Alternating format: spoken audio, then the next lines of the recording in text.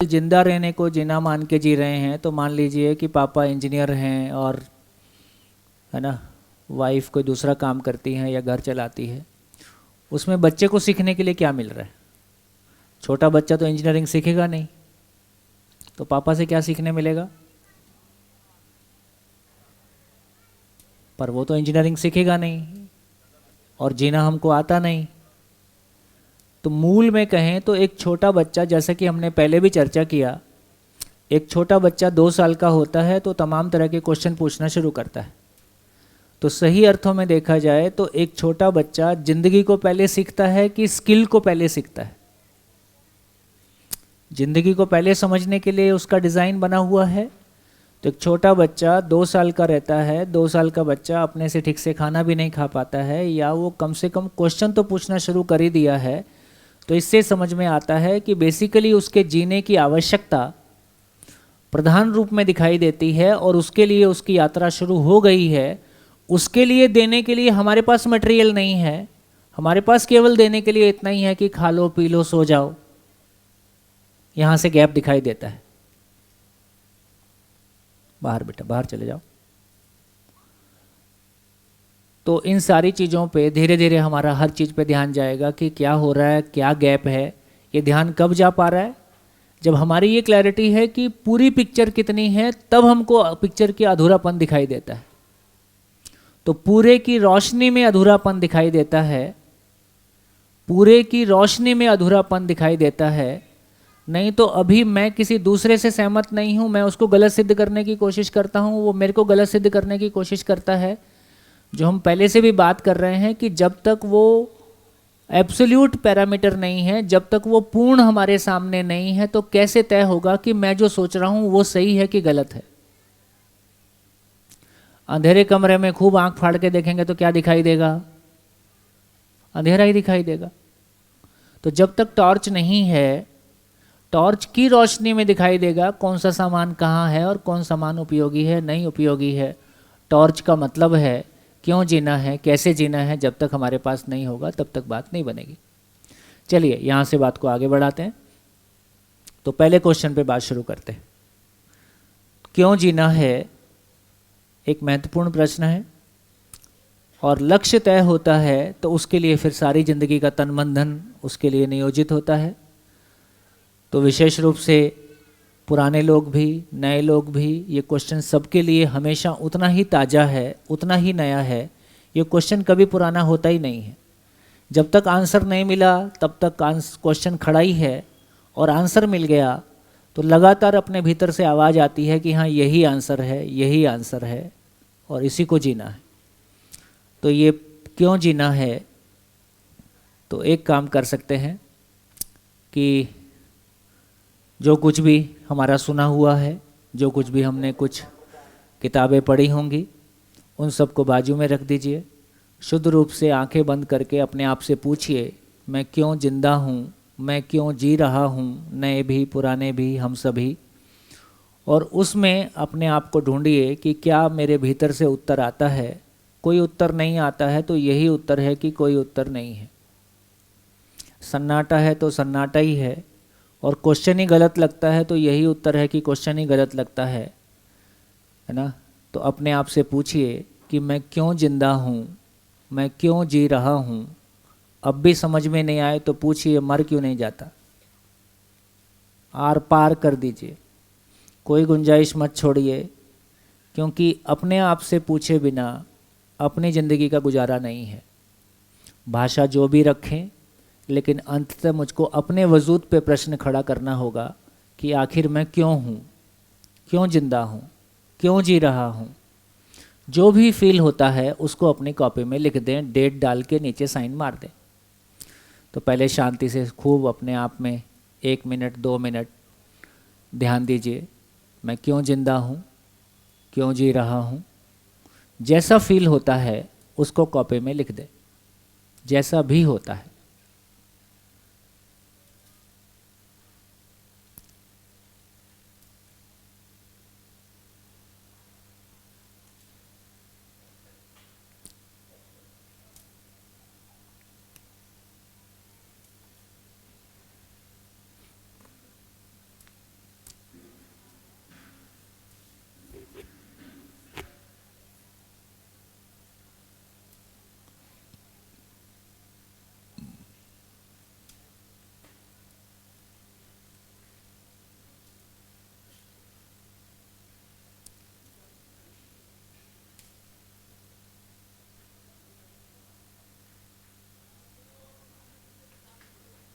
हाँ जी, लिख दीजिए। जो फील हुआ केवल उसको लिख देना है। अच्छा आंसर नहीं, बुरा आंसर नहीं, किसी को प्रभावित करने वाला नहीं, केवल अपने लिए लिख दीजिए। क्यों जीना, मैं क्यों जी रहा हूँ, क्यों जिंदा हूँ। कोई आंसर नहीं आता है तो कोई आंसर नहीं है।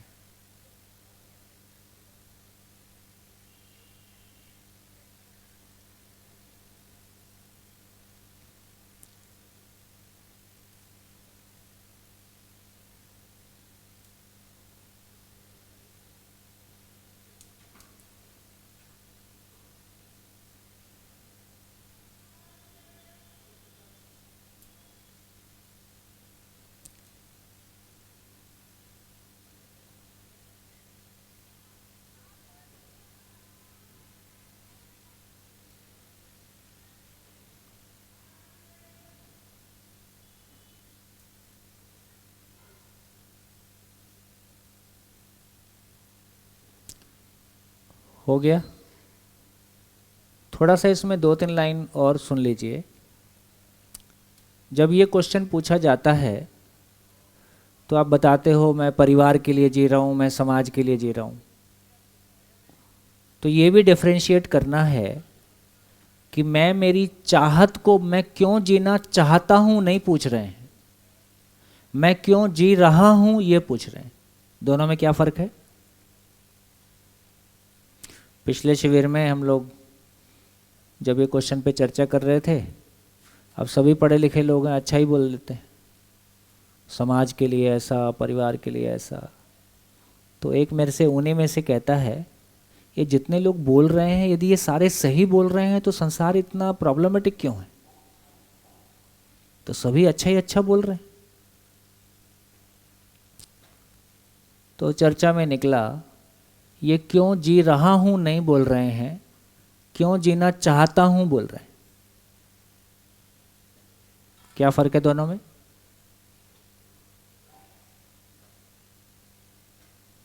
रहा हूं और चाहता हूं में क्या फर्क है?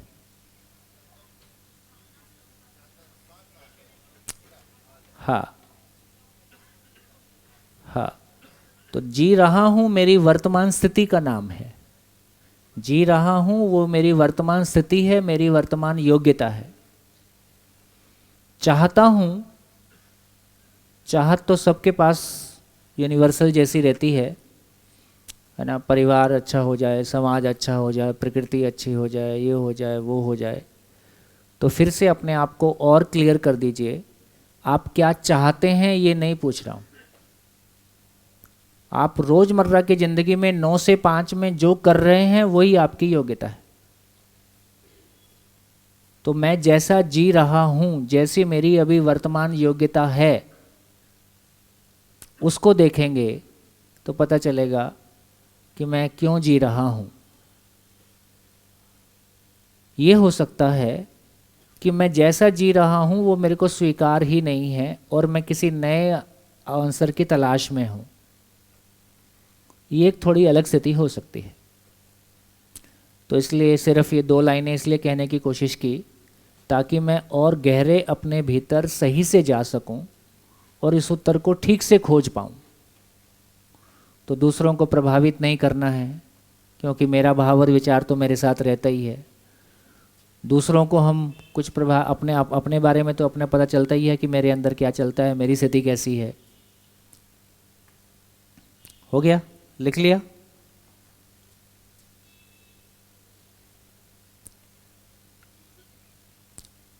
लिख लिया? आगे बढ़े? और टाइम चाहते हैं? रुकूं? मैं रुकूं? चले चले चले। तो अपने पड़ोसी को बताइए कि आप क्यों जी रहे हैं। जो लिखा है वो पड़ोसी को पढ़ के सुनाइए। अपना अपना पड़ोसी ढूंढ लीजिए।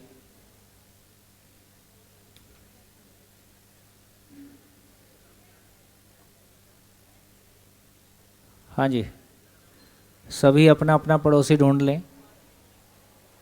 और एक दूसरे को बताएं, 1 to 1 एक दूसरे को बताएं कि आप क्यों जी रहे हैं।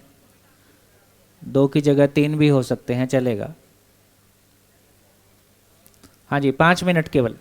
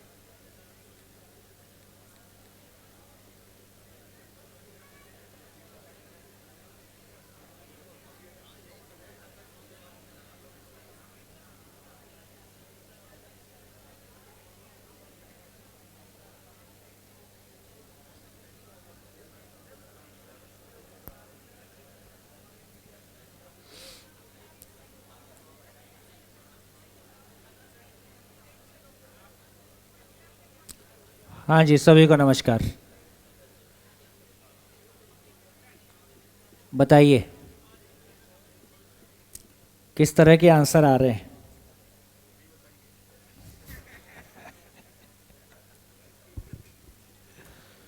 हाँ जी, बताइए क्या क्या आ रहा है,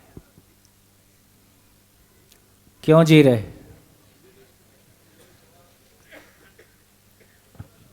ओम। सर, अगर लाइफ में एक प्रैक्टिकल शब्द हटा दें तो वास्तव में पता ही नहीं है कि क्यों जी रहे हैं। मतलब कहीं भी हाँ, चीज़ जो को, भाषा हमारे मुंह में डाल दी गई है, हाँ, बस उस उसी के भाषा को अनुसार हटा दें। तो फिर पता नहीं है कि क्यों जी रहे हैं। मतलब नलबट्टा सन्नाटा वाली बहुत बात। बढ़िया, ये एक अच्छा एक्सप्रेशन इन्होंने दिया है।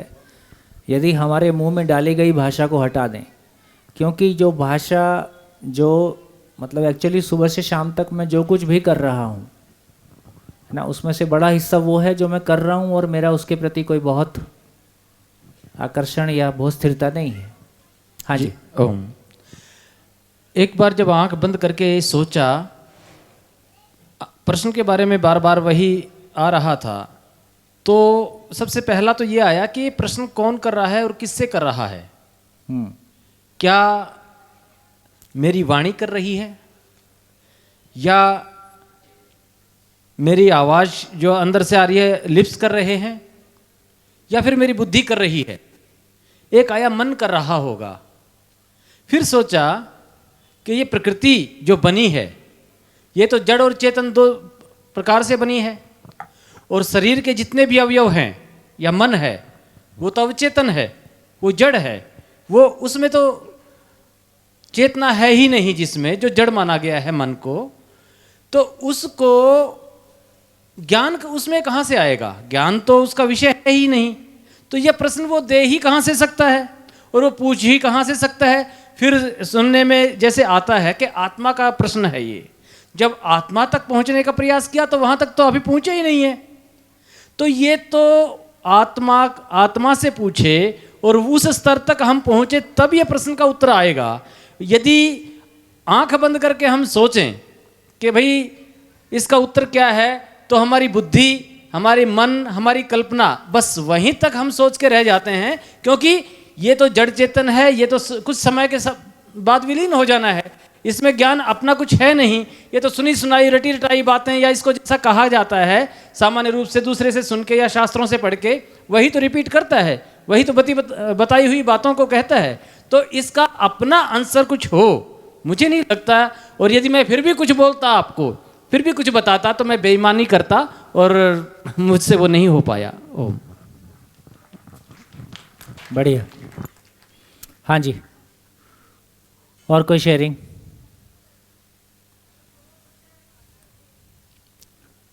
जो लोग पहली बार शिविर कर रहे हैं पहले उनको अवसर दिया जाए।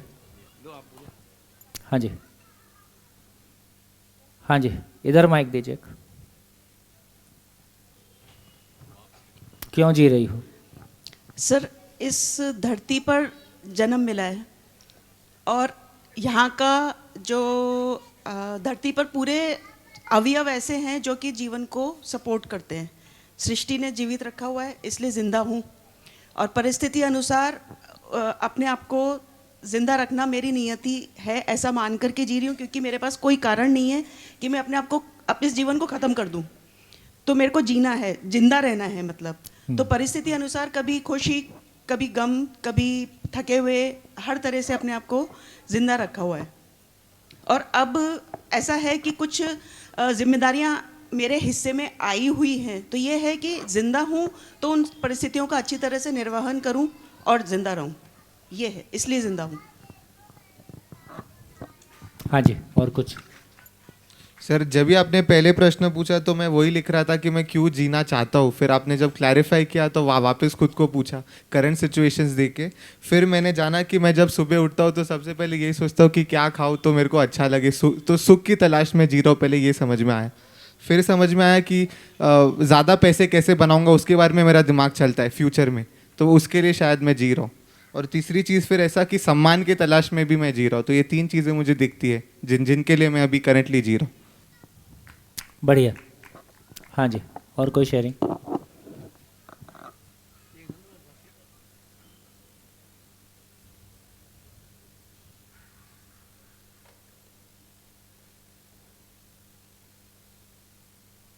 जी नमस्कार। घूम फिर के बहुत सारे इस पे मंथन किया, वहीं पर्सन वहीं जाते हैं कि चाहते क्या, लेकिन मैं समझता हूँ कि मैं क्यों जीना चाहता हूँ। मैं सोचता हूँ कि ये ज़िंदगी बहुत मानव योनि की बहुत ही सिंपल चीज़ है, लेकिन अब यही मेरे सामने आता है कि ज़िंदगी बहुत अनमोल है और इसको मैं बेहतरीन तरीके से जीना चाहता हूँ। बहुत अच्छी चाहत बता रहे हो? अच्छा, सॉरी, घूम फिर के वही आ गया। अनमोल है ये, एक ज़िंदगी एक है, अब है, बस इसलिए जीना चाहता हूँ। ऊपर वाले ने गिफ्ट दिया नहीं है, नहीं, इसका मानो ऊपर वाले को गिफ्ट देते हुए आपने देखा नहीं है। देखा तो नहीं है, लेकिन क्या ये है मालूम कि- किसने दे दिया। लेकिन कीमती जिंदगी है, मैं इतना कीमती जिंदगी है और इसको पूरा जीऊंगा और तबीयत नहीं। से जीऊंगा, खुश होके कोशिश करूंगा पूरी। हाँ जी, और कुछ यंग जनरेशन बोले। हाँ, पीछे एक माइक दीजिए।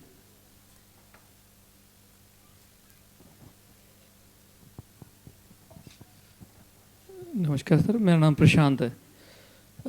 जागृत मानव के रूप में जी रहा हूँ और इस अस्तित्व में भागीदार बनने की कोशिश कर रहा हूँ, क्योंकि सब कुछ सेटेड है, उसके अंदर मैं कहाँ पर अपना कंट्रीब्यूशन कर सकता हूँ। तो मेरा इसी में ही चल रहा है। जी, हाँ जी। Hello hello. हाँ सर, मेरा नाम दीक्षित है और क्यों जीना वाला क्वेश्चन मेरे पास मेरे जीवन में भी आता था पहले, और उसके हिसाब से कुछ टारगेट भी फिक्स होते थे। लेकिन जैसे जैसे मैं आगे बढ़ता गया तो मेरे को ऐसा एक्सपीरियंस हुआ कि जैसे मतलब कोई 12th का स्टूडेंट है तो वो कुछ टारगेट रखता है कि मेरे को इंजीनियरिंग में जाना है या तो डॉक्टर बनना है, तो वो टारगेट के हिसाब से उसने कुछ तैयारियाँ की, या तो वो सक्सीड होगा या तो नहीं होगा, मतलब अनसक्सेसफुल हुआ कि उसमें एडमिशन नहीं मिला। तो तब जाके जब अनसक्सेसफुल हुआ तो उसका टारगेट चेंज हो जाता है।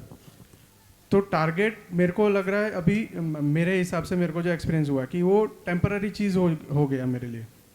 तो लाइफ में जब जैसे सिचुएशंस आते हैं तो उसके हिसाब से मैं प्रेजेंस ऑफ माइंड अप्लाई करके उसमें फिर आगे बढ़ता रहता हूँ। मतलब ऐसा कोई एब्सोल्यूट टारगेट नहीं है, लक्ष्य नहीं है कि वहाँ पे ये जाना है, क्योंकि मेरा एक्सपीरियंस जैसे रहा कि आपने कुछ फिक्स किया है लेकिन वहाँ तक पहुँच गए तो अच्छा है, अगर नहीं पहुँचे तो दूसरा रास्ता भी है। You have to change the target कि भाई इंजीनियरिंग में नहीं मिला तो बीएससी वाला बंदा भी वो पढ़ सकता है, आगे काम कर सकता है, आगे कुछ भी काम कर सकता है वो, और वो भी खुश रह सकता है।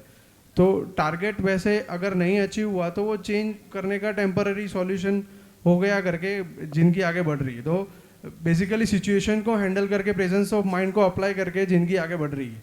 There is no any absolute targets and लक्ष्य।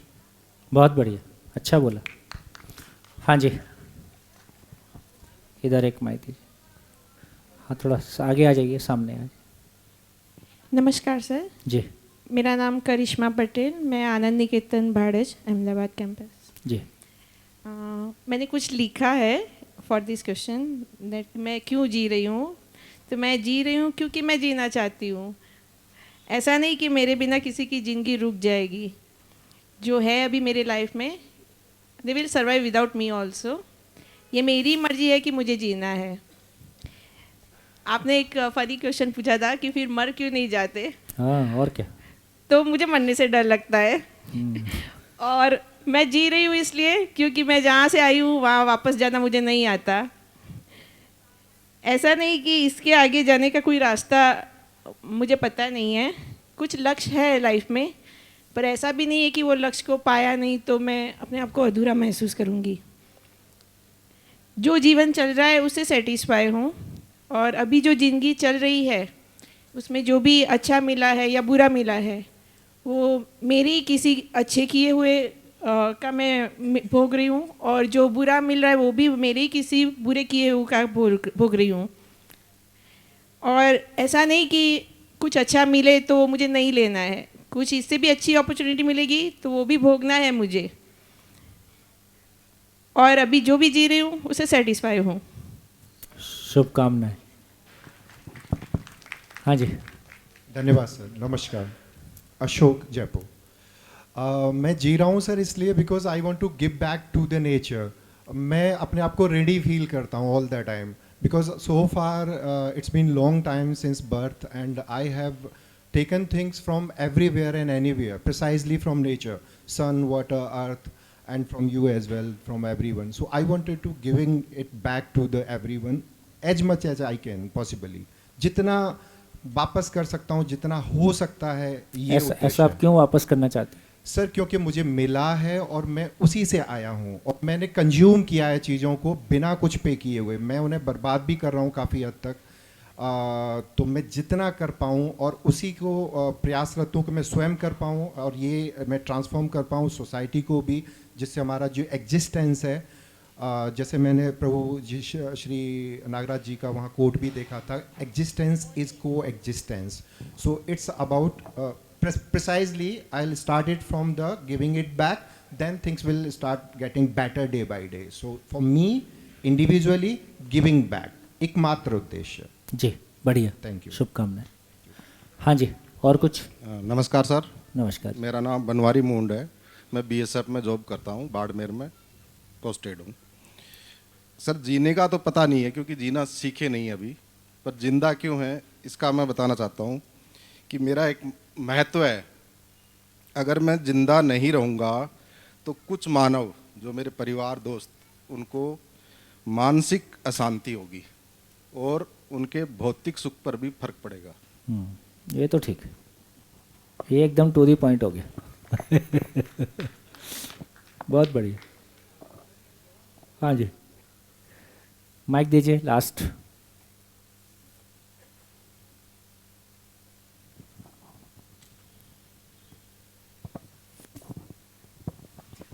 मैं गजेंद्र पंचोली फ्रॉम जयपुर। सर मैं रिटायर्ड पर्सन हूँ और मैं अपनी दिनचर्या बताना चाहता हूँ। हाँ, ताकि जैसे मैं सुबह उठता हूँ, मॉर्निंग वॉक पे जाता हूँ, वहाँ कुछ फ्रेंड्स मिलते हैं, हम लोग बैठते हैं, बातचीत करते हैं, वो मुझे खुशी देता है। फिर घर पे आते हैं, खाना खाते हैं, इवनिंग में हम लोग क्लब जाते हैं, कार्ड्स खेलते हैं दोस्तों के साथ, वो भी हमें खुशी देता है। कुछ एनजीओ से ज्वाइन किया हुआ है, गरीब बच्चों को हेल्प करना, ये करना, वो भी खुशी देता है। ग्रैंड सन के साथ बैठता हूँ तब भी मुझे हैप्पीनेस मिलती है। तो मुझे लगता है कि ये चीज़ें हैं जो शायद मुझे खुशी देती है। तो यही आंसर मिलता है मुझे। तो उसके अलावा तो मुझे वास्तव में नहीं मालूम कि क्यों जीना है, पर खुशी जो मिलती है वो अक्षर मैंने बता दिया आपको। जी बढ़िया, धन्यवाद धन्यवाद। हाँ जी, कुछ बताएगा बेटा आगीवाल जी? कुछ शेयर करेगा भाई? क्यों जी रहे हो? माइक दो भाई।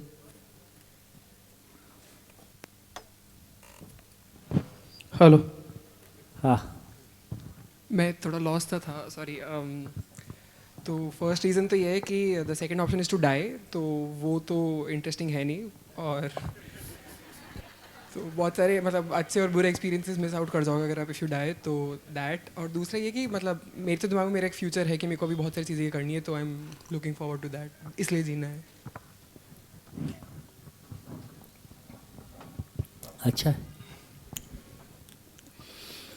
सर अभी मेरे फादर वहाँ खड़े हुए थे, मिस्टर बनवारी लाल। तो सर हम लोग जो जीते हैं, हम लोग खुशी के लिए जीते हैं। एक्चुअली हम लोग लकी हैं इस मैटर में कि हमारे पेरेंट्स ने जैसे ही जो लाइफ में सरवाइव किया, जो भी उनके जो फंडा थे अपनी लाइफ में, वो हम पे थोपी नहीं कभी। लाइक सोसाइटी में होता है सर, थोड़ा सा मैं इसको एक अलग ट्रेक पे जा रहा है कि हम 3 बहनें हैं, तो होता है सर सोसाइटी में कि आप लड़कियों को इतनी फ्रीडम क्यों देते हो, ये है वो है। बट हमारे फादर ने हमें वो लाइफ दी जो हमारी फैमिली में किसी भी लड़की को नहीं मिली है। हम अपनी मर्ज़ी से जीते हैं, अपनी मर्ज़ी से खाते हैं। आज मैं इंडिपेंडेंट हूँ बिल्कुल, लेकिन मुझसे ये सवाल नहीं करते कि तुम पैसा कहाँ इन्वेस्ट कर रही हो, कहाँ खर्च कर रही हो या क्या है। तो हमें वो लाइफ मिली है कि हम कम्प्लीटली सेटिस्फाई हैं। अभी तक ऐसा कोई क्यों जीना है वो नहीं ढूंढना पड़ा, ढूंढना चाहिए। But we are thankful for our parents कि अभी तक वो क्वेश्चन हमें हमारी लाइफ में नहीं मिला और फिर भी हम सेटिस्फाई हैं हमारी लाइफ से। सो थैंक यू पापा और मम्मी कि आपने हमारे लिए इतना कुछ किया और वो लाइफ हमें दी। बहुत बढ़िया। तो शिविर में आने का आपका उद्देश्य क्या रहा? सर शिविर में हम लोग आए हैं क्योंकि पेरेंट्स यहाँ लेकर के आए, क्योंकि अब हम लोग एक नई फैमिली में जाने वाले हैं, रेस्पॉन्सिबिलिटीज़ हमारी बढ़ने वाली हैं। तो ये था कि हम लोग पहले मेंटली इस चीज़ के लिए कहीं ना कहीं ये चीज़ें हमारे लिए हेल्पफुल रहेंगी कि कैसे हम उन चीज़ों को ईजिली हैंडल कर पाएँ। क्योंकि ज़रूरी नहीं कि जैसे हमारी फैमिली मिली है, हो सकता है सामने वाले का नेचर अलग हो, उनकी जीने का तरीका अलग हो, तो उनके साथ एक तालमेल कैसे बिठा सकते हैं। बढ़िया। तो ये पेरेंट्स की ही ये भी दिन थी। बढ़िया, चलिए समराइज करते हैं। पहला क्वेश्चन कि कितने लोगों को लगा कि ये क्वेश्चन ही गलत है? ऐसा कोई है जिसको लगा हो ये क्वेश्चन ही गलत है? एक बहन का हाथ उठ रहा है, एक ही बहन का हाथ, 2 लोग का, 2 लोगों को लगता है ये क्वेश्चन ही गलत है। शुभकामनाएं। फिर आप क्यों जी रहे?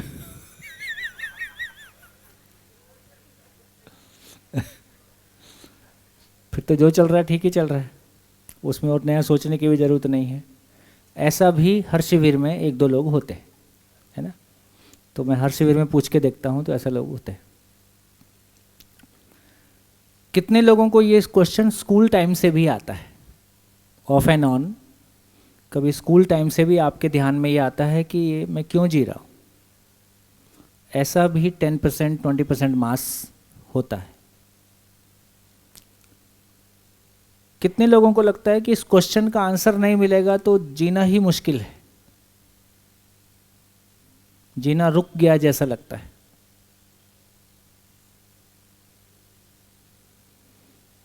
बढ़िया।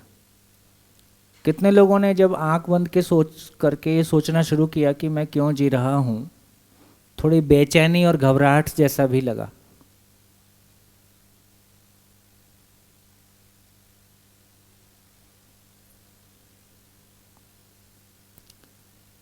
कितने लोगों को लगा कि मैंने जो सोचा, मैंने जो बोला, उस पे मेरे को पूर्ण संतुष्टि है?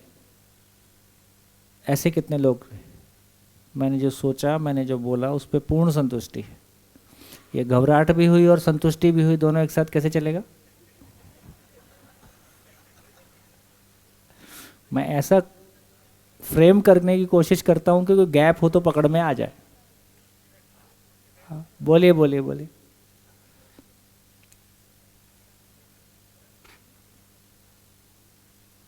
सर वो जो संतुष्टि और घबराहट की बात कर रहे हो ना आप, तो घबराहट जहां हम रुके हुए हैं ना, क्योंकि हम उस जहां रुके हैं उसको पहचान पा रहे हैं कि कहाँ रुके हुए हैं और क्यों रुके हुए हैं, ये भी पहचान पा रहे हैं, और आगे क्यों नहीं बढ़ रहे हैं, इसलिए तौखला भी है, मतलब भी क्यों नहीं बढ़ पा रहे हैं यार, कोशिश करो कोशिश करो। और ये भी गारंटी है कि बढ़ेंगे भी जरूर और पाएंगे भी जरूर, ये भी गारंटी है।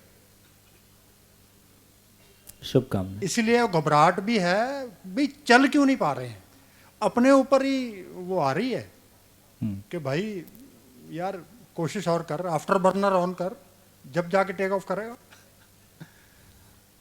ये है सर। बढ़िया, तो काफ़ी बढ़िया रहा। लेकिन अधिकांश लोगों को, कितने लोगों को लगता है कि क्वेश्चन तो जेन्युइन है, चाहे मुझको आंसर पता नहीं है, क्वेश्चन तो जेन्युइन है? ठीक है, तो अधिकांश लोगों को ये लगता ही है कि क्वेश्चन तो ठीक है। तो क्वेश्चन तो ठीक है, और कितने लोगों को लगता है कि इसका आंसर सबके लिए अलग अलग रहेगा?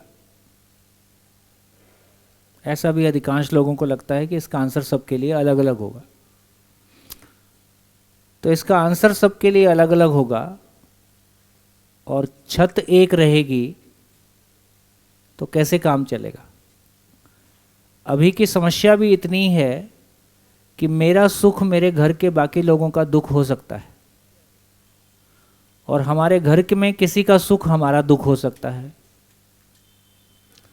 तो यदि हमारा सुख अलग अलग है और रहना एक छत के नीचे है, तो फिर हमारे सुख एक दूसरे के लिए दुख और दुख एक दूसरे के लिए सुख हो सकते हैं।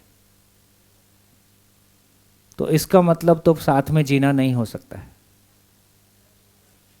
एक बात तो ये ध्यान में आई। दूसरी बात ये भी ध्यान में आई कि जब तक जिंदगी में, मैं एक बार ऑल इंडिया मेडिकल में दिल्ली एक शिविर कर रहा था, तो दिल्ली में शिविर करने का मतलब है कि आदमी रोज़ 25 किलोमीटर दूर जाएगा, अगले दिन आएगा कि नहीं आएगा, और घर में जाने के बाद उसका वातावरण बदल ही जाता है। इसलिए हम ये कोशिश करते हैं कि पहला शिविर रेजिडेंशियल हो और विद फैमिली हो, और घर से 100-500 किलोमीटर दूर ही हो, ताकि वो जो पीछे का बैगेज है घर की, जो काम की, घर की, तो मैं रोज़ शाम को कुछ होमवर्क सा देता था ताकि वातावरण बना रहे। तो एक शाम यही चर्चा हुई और मैंने कहा कि आज अपने घर जाएंगे तो सभी अपने घर के लोगों से पूछेंगे कि आज हमारी वर्कशॉप में ऐसा पूछा गया कि मैं क्यों जी रहा हूँ, तो मेरे को इसको कोई क्लियर आंसर नहीं मिल रहा है। तो साथ में ये भी कहा गया है कि ये भी होमवर्क है कि अपने घर के बाकी लोगों से पूछ के आना है कि वो क्यों जी रहे हैं। तो पूरे घर में चर्चा हो जाएगी। तो एक सज्जन अगले दिन लौट के आए तो उन्होंने बताया कि मैं घर गया और पत्नी मायके गई हुई थी और मैंने फ़ोन लगा दिया उसको कि तुम क्यों जी रही हो।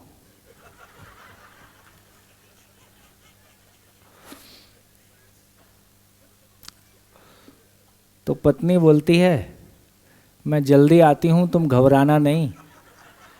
आदमी जब भी डिप्रेशन में जाता है ऐसे ही सवाल पूछता है।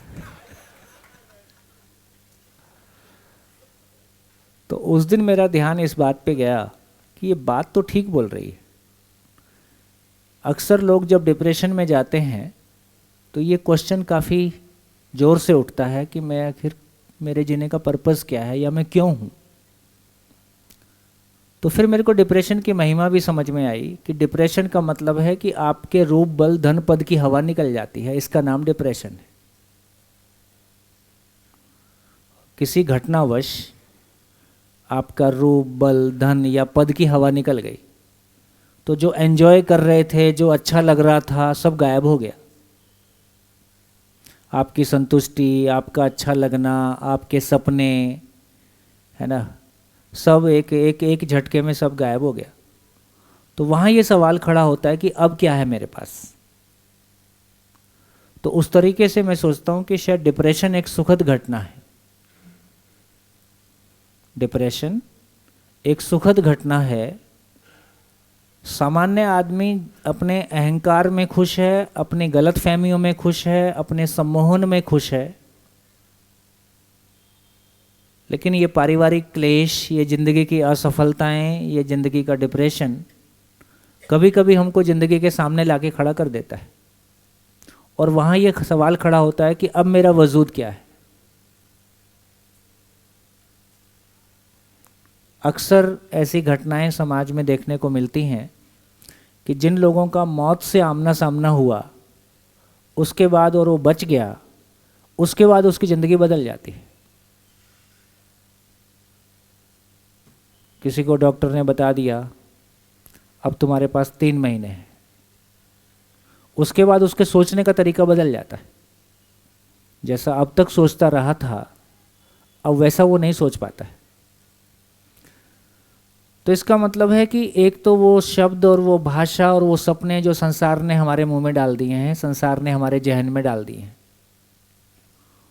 और उसको पाने की खुशी और उस गलत फहमी में एक लंबा समय गुजर जाता है। और जब वहाँ पहुँचते हैं तो पहुँचने के बाद पता चलता है कि इतना बड़ा नहीं था जितना बड़ा हमने सोचा था। और वहाँ लौट के किसी को बताने के लायक भी नहीं होते हैं कि थोड़ी बहुत इज्जत मिल रही होती है और लोगों को बता देंगे तो वो भी नहीं मिलेगी। मेरे को लगता है कि वो भी दिन जल्दी आएंगे जब समाज का स्थापित वर्ग सभाओं में जाके ये बताएगा कि देखो जैसा सोच के चले थे वैसा निकला नहीं है। इसकी ज़रूरत है कि नहीं? भाई किसी ने 2-4 हज़ार करोड़ रुपया कमा लिया, अब वो आके बताए भाई कैसा लग रहा है,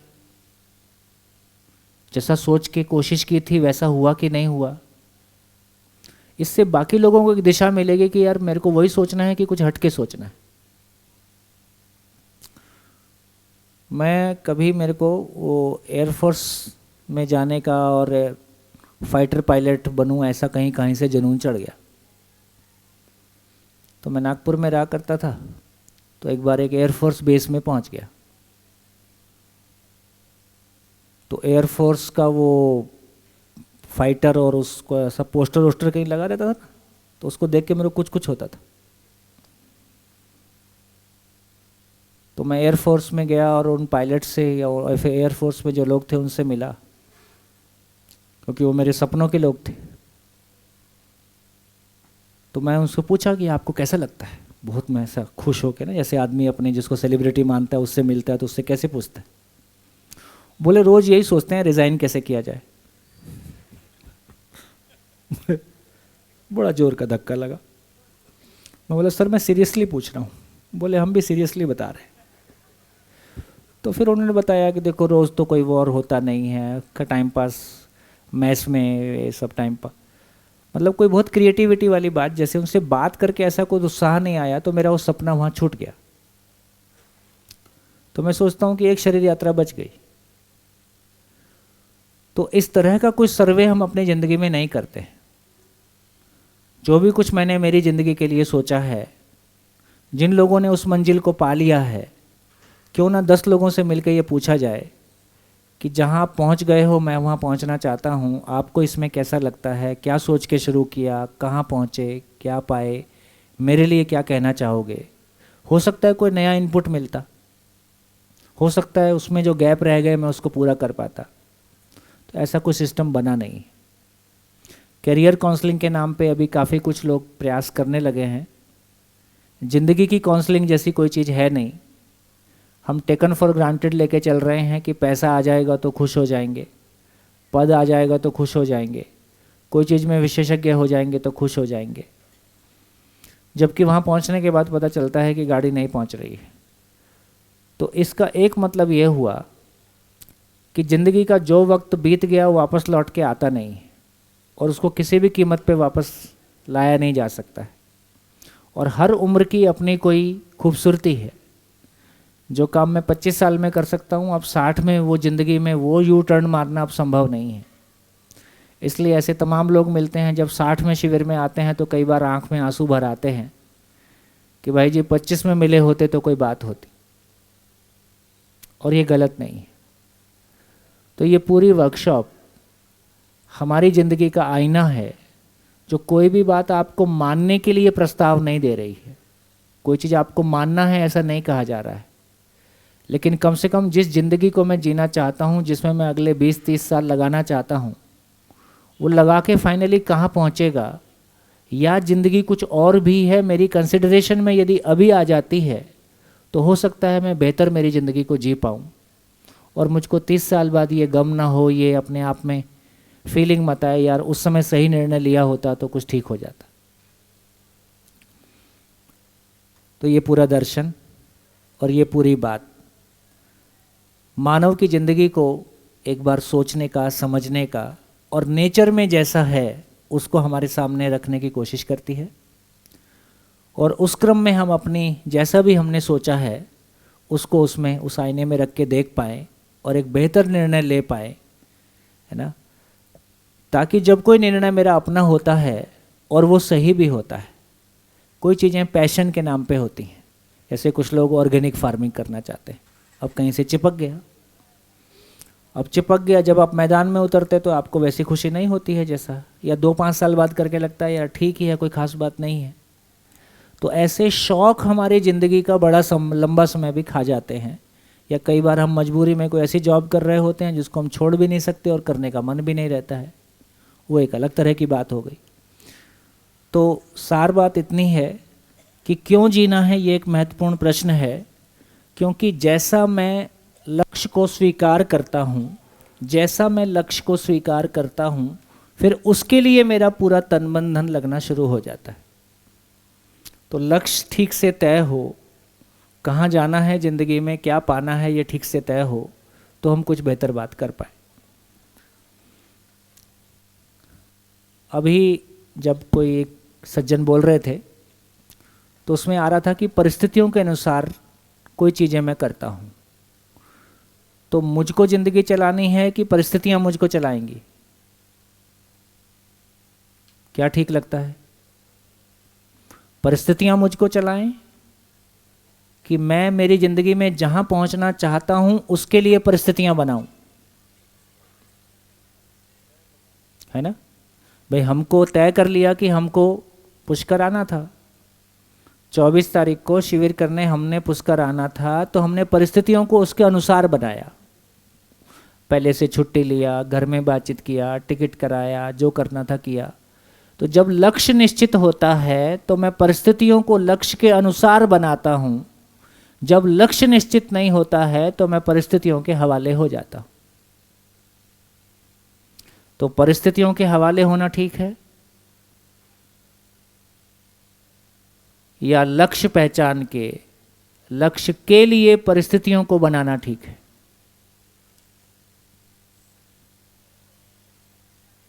ठीक तो यही लगता है। अभी तो जिंदगी में कोई लक्ष्य जैसा कुछ होता नहीं है। कोई कोई चीज़ से प्रभावित हो जाता है, कोई कोई चीज़ से प्रभावित हो जाता है, या कोई चीज़ से। मेरा दोस्त, जैसे 12th के बाद पूछोगे तुम ये क्यों कर रहे हो, तो मेरा दोस्त ने एडमिशन लिया था इसलिए मैंने ले लिया, मेरे पापा ने कहा था, मेरे अंकल ने कहा था, या आजकल यही चल रहा है। और वो भी स्किल को लेके है, वो भी आपने अपने मन का भी ले लिया तो ये अगले 20 साल चलेगा। ऐसा हो सकता है ये 20 साल में फिर ये फीका पड़ जाएगा। यदि अपने मन की फील्ड भी आपने पकड़ी है तो वो भी ज़िंदगी भर आपका साथ नहीं देगी, क्योंकि फाइनली वो भी ज़िंदगी का पार्ट है, ज़िंदगी अभी शेष है। तो इस बात को लेते हुए आगे बढ़ते हैं। तो अब हमको एक्सप्लोर ये करना है कि मैं क्यों जी रहा हूँ, क्यों को एक्सप्लोर करना है। और क्यों को एक्सप्लोर करते हुए हमने ये भी पाया कि अभी हम जैसा चल रहे हैं वो सबके लिए एक है कि अलग अलग है, अलग अलग है। और ये भी पाया कि इन्हीं तमाम चीज़ों के लिए परिवार में आपस में क्लेश है। बच्चा कोई अलग, जैसे अभी हमारा वो भाई कहाँ गया, वो है ना, पापा ने नहीं करना दिया, कभी टांग टूट गई, कभी टांके लग गए इनके तो सभी दुश्मन हो गए। तो इसका मतलब है कि मैं जो करना चाहता हूँ, जैसा मैं जीना चाहता हूँ, उसमें पापा की सहमति नहीं है, मम्मी की सहमति नहीं है, या उसके लिए स्पेस नहीं है, या घर में पैसा कम है। ऐसी तमाम परिस्थितियाँ हो सकती हैं। तो इन सब के कारण ही हमारा असहमति का दौर भी गुजरता है। तो इसमें रास्ता कैसे निकले, तो प्रस्ताव आपके सामने रखता हूँ। आप पूरा जोर लगा के असहमत होने का प्रयास करें। यदि वो नियम होगा तो टिकेगा, कुछ उसमें जोड़ना होगा तो जोड़ेंगे। तो कहा यह जा रहा है कि मानव का समस्त प्रयास, मानव जाति का समस्त प्रयास, मानव जाति का समस्त प्रयास, वो जो कुछ भी करता है, सोते हुए, जागते हुए, सोचता है, बोलता है, करता है, समस्त प्रयास केवल और केवल सुख अंडरकोट के लिए है। अंडरकोट का मतलब है, धीरे धीरे खुल जाएगा। तो इसको जांचिए, असहमत होने का प्रयास कीजिए। जो कुछ भी आपने सोचा है उस फ्रेम में इसको रख के देखिए। मानव जाति का समस्त प्रयास, दुनिया का हर मानव जो भी कुछ सोचता है, बोलता है, करता है, सोते हुए, जागते हुए, वो सुखी होने के लिए करता है। सुख, शांति, संतोष, आनंद, जो भी आपकी परिभाषा हो। इसके विपरीत आप कुछ नहीं कर सकते, ऐसा नेचर का नियम है। नेचर में ऐसा ही है मानव। इसके विपरीत कोई चीज आप निकाल सकते हैं तो निकाल के लाएं। तो सबके लिए एक है कि अलग अलग है? हम सुखी होना चाहते हैं। मेरे सुखी होने के लिए मैंने तय कर लिया कि मैं सीए बनूंगा। मेरे सुखी होने के लिए मैं किसी ने तय कर लिया कि मैं इंजीनियरिंग करूंगा। मेरे सुखी होने के लिए मैंने तय कर लिया कि अपने मन की शादी करूंगा। तो जो कुछ भी मैं करता हूं वो मूल में मेरे भीतर एक सुख की तलाश है, और वो सुख की तलाश हमेशा बनी हुई है। उसके मैं किस तरीके से पूरा करूंगा, हमारे तरीके अलग अलग हो सकते हैं, लेकिन जो मूल चाहत है, किसी भी क्रियाकलाप का जो फल है, वो हम सबके लिए एक है, और उसी फल को पाने के लिए हमारे सारे प्रयास हैं। ऐसा है? नहीं है? हाँ जी, आपकी तरफ। धरती का हर मानव जो कुछ भी करता है वो सुखी होने के लिए करता है। अब उसके लिए उसका सुख किस में है, वो अपने सुख को सुख, शांति, संतोष, आनंद किस नाम से बोलता है, ये भी अलग अलग हो सकते हैं। उसको पाने के तरीके भी अलग अलग हो सकते हैं, लेकिन मूल में धरती के सभी मानव की मूल चाहत एक है, और उस एक चाहत की पूर्ति के लिए हम सारा प्रयास करते हैं। इसमें असहमत होने की कोशिश करें।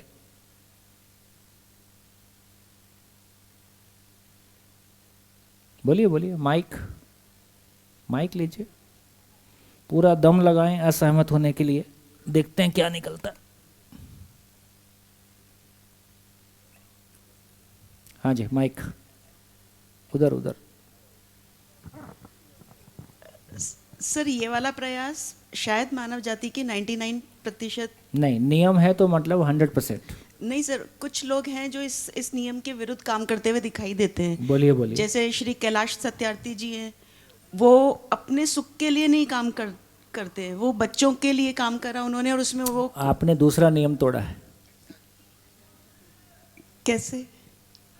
नियम ये है कि आप जो भी बोलेंगे अपने बारे में बोलेंगे। हाँ, वो मुझे लग रहा तो था कैलाश सर, वो मुझे सत्यार्थी को छोड़ दीजिए। हाँ, वो मुझे लग रहा था अपनी जिंदगी से लाएं। हाँ, मानव जाति था इसलिए मैंने ये बोला। नहीं, बात ठीक है, तो हाँ, पहले नहीं, उनको मेरे बाद में लिए- देख मेरे- लेंगे। मुझ पर लागू होता है ये। होता है जी। तो कैलाश सत्यार्थी को कभी बुला लेंगे शिविर में, तब बात करेंगे। नहीं, वो है ओके। इसका मतलब है कि आप ऐसा कोई काम नहीं करते, आज संडे है, आज मेरा दुखी होने का मन है, नहीं सर, ऐसा तो नहीं करते। नहीं सर। तो चाहे कैलाश सत्यार्थी जी कर रहे हैं कि कोई भी करे, वो जो कुछ भी कर रहा है ऐसा करना उसके सुखी होने के लिए उसकी ज़रूरत है, इसलिए कर रहा है। मैं जो कुछ भी कर रहा हूँ ऐसा करना मेरे सुखी होने के लिए मेरी ज़रूरत है, इसलिए कर रहा हूँ। हाँ जी, पीछे माइक दीजिए। सर एंड गोल तो मान लेते हैं कि सुखी होना है, थोड़ा सा घुटनों पे आ सकते हैं। एंड गोल सही है कि सुखी होना है। एंड नहीं, शुरुआत भी यही है। मान लो कि मेरा गोल है पापा को खुश करना, मतलब अपने पेरेंट को खुश करना।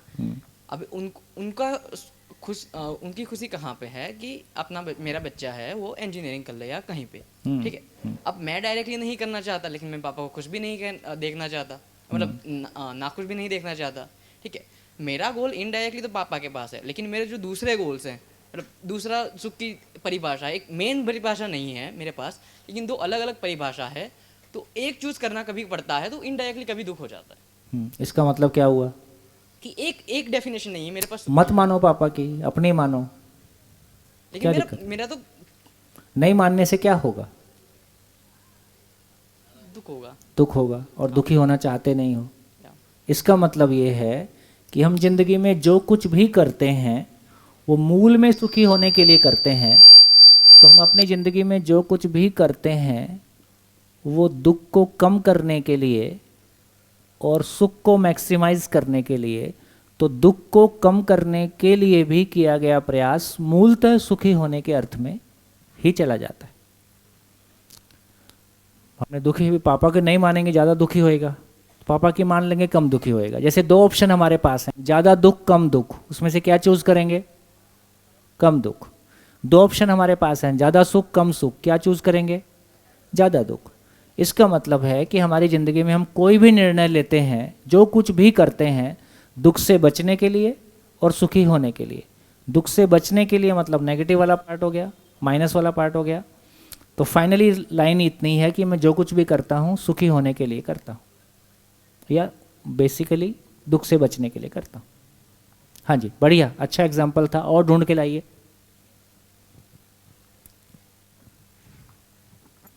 हाँ जी, पूरा मन लगाएं असहमत होने के लिए। सहमत होने की जरूरत नहीं है, आप असहमत होने वाला एग्जाम्पल खोज के लाएं। हेलो जी सर, मैं गौरव।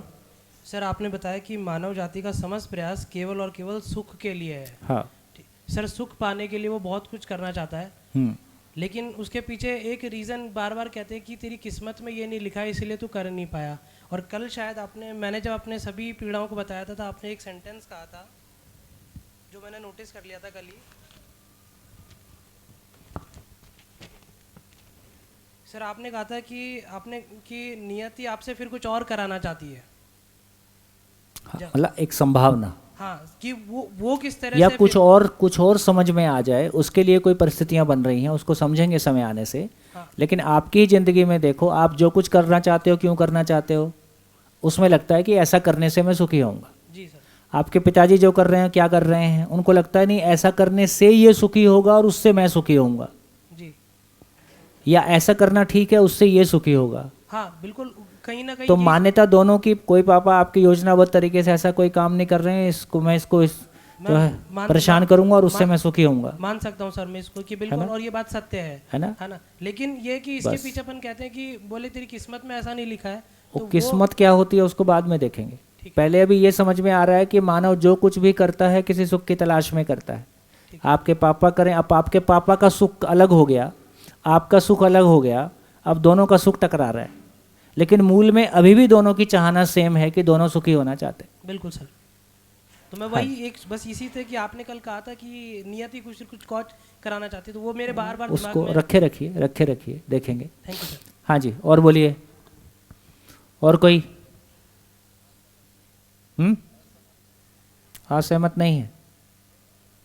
हो क्यों नहीं रहे, मैं वही सोच रहा हूँ। आप शुरू में बोल रहे थे सबके लिए अलग अलग होता है, आप टिकते नहीं हो अपनी किसी बात पे भी, अनंत बोलते हो, फिर 2 हो जाते हैं, फिर उसमें सहमत हो जाते हो। हाँ जी, और कोई एग्जाम्पल ढूंढ के लाइए। धरती के सभी मानव जितने हैं, जितने चले गए, जितने आने वाले हैं, धरती के सभी मानव जो कुछ भी सोचते हैं, बोलते हैं, करते हैं, वो उनकी समझ के अनुसार किसी सुख की तलाश में करते हैं। सभी के लिए एक ही नियम है, इसमें कोई परिवर्तन नहीं है। आप इसके विरोध में कोई भी एग्जाम्पल ढूंढ के लाएं।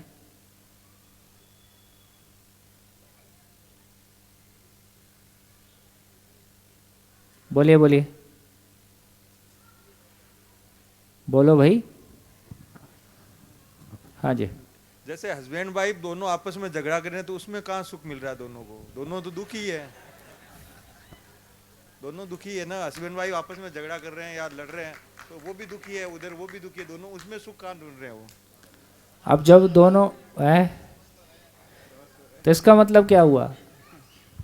पूछो दोनों से, दोनों एक दूसरे को सुखी करना चाहते हैं कि दुखी करना चाहते हैं? तो चाहते तो सुखी होने के लिए हैं। अब एक का सुखी होने का डिजाइन दूसरे का दुख है, और दूसरे के सुखी होने का डिजाइन पहले का दुख है, या उसको वो कुछ बेचारा कुछ बोल ही नहीं रहा है, वो अपने में ही, अपने ही भाव और विचार में जो अधूरापन है उसकी वजह से उसमें इरिटेशन होते रहता है। तो सुखी होना चाहते हैं, सुखी होने की योग्यता नहीं है। ऑर्गेनिक फार्मिंग करना चाहते हैं, ऑर्गेनिक फार्मिंग की योग्यता नहीं है। गाड़ी चलाना चाहते हैं, गाड़ी चलाने की योग्यता नहीं। इतना ही मतलब हुआ, चाहत की बात हो रही है। धरती के सभी मानव जो कुछ भी करते हैं चाहने के रूप में एक हैं, और वो सुखी होना चाहते हैं। ये सभी मानव के लिए एक है। बोलिए। बहुत हल्की प्रतिक्रिया है, लेकिन जानने की इच्छा से व्यक्त करना चाहता हूँ। जी जी। जैसे कई बार हम किसी के साथ रिलेशन में होते हैं, परिवार में या फिर एक्सटेंडेड फैमिली में, तो कभी कोई घटना होती है, उससे ठेस लगती है, तो हम दुख में जाते हैं। तो उस समय हम अत्ता उल्ला खां या फिर बेवफा सनम के गाने सुनते हैं देर रात तक। तो हम और दुखी होना चाहते हैं। नहीं, फिर वो चलता है, गम उठाने के लिए मैं तो जिए जाऊंगा। तो दुखी भी होना चाहता है इंसान। तो ये एक अच्छा वो है। ऐसा क्यों करता है? सुखी होने के लिए। एक तो मैं इतना दुख सहन कर सकता हूं, उसमें भी अपने आप को हीरो देख लेता है। वो बनना चाहता है हीरो ही है। तो गम सहने की पराकाष्ठा भी मेरी इतनी हो सकती है, मैं तुम्हारे लिए ये भी कर सकता हूं। Thank you. इतनी ठंडक मिली।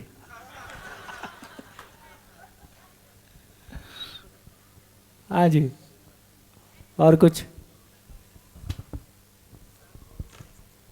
हाँ जी, माइक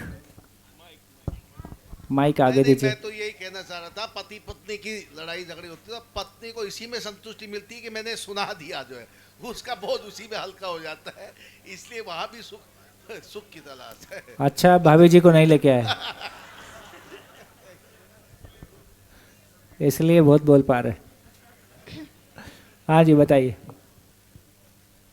एक्चुअली जैसा जब ये इन्होंने बताया कि वो दुखी था, तो दुखी सॉन्ग सुना उसने, तो शायद हो सकता है कि सामने वाले का भी जो दुख है उसको सुन के वो वापस सुख ही पाना चाहता है। हाँ, मतलब ये दुखी होना, मैं अकेला ही नहीं हूँ, बड़े बड़े हीरो लोग दुख पाए हैं, है ना। तो उसी से सुख मिल रहा है, उसमें अपने आप को सुख दे रहा है। हाँ, पति सुख को न्यूट्रलाइज कर रहा है। अपनी पत्नी को भी सुखी करना चाहता है झगड़े के समय में, लेकिन हाँ। अपना सेंटेंस पूरा नहीं कर पाता। हाँ। इन्होंने बोला वो आपने सुन नहीं पाया। पति झगड़े के समय भी पत्नी को भी सुखी करना चाहता है, पर अपनी पूरी बात उसमें कह ही नहीं पाता।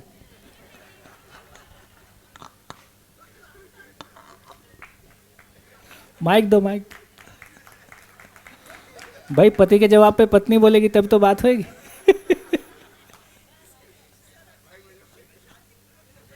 हेलो, हो जाए यहीं देखी जाएगी। भाई घर में इतने साल करके देखा, आज ओपन में करके देख। नहीं सर, तो जो घर में करते हैं तो ये तो माइक वापस और मैं चुप बैठी हूँ। ये होता है घर में फाइनली कि ठीक है आप बोल लीजिए जो आपको बोलना है। ओके, सेंटेंस पूरा नहीं हुआ ऐसा तो नहीं होता सर। वो कवि जो रहते हैं ना, वो एक ने कविता सुना दी, बोले मेरी सुनेगा तभी जाने दूंगा। ये सही है, आपका स्टेटमेंट सही है, इसका कोई विरोध नहीं है। हेलो, अब आपको भी लगता है कितनी देर फंसे रहेंगे, अब आगे चलें।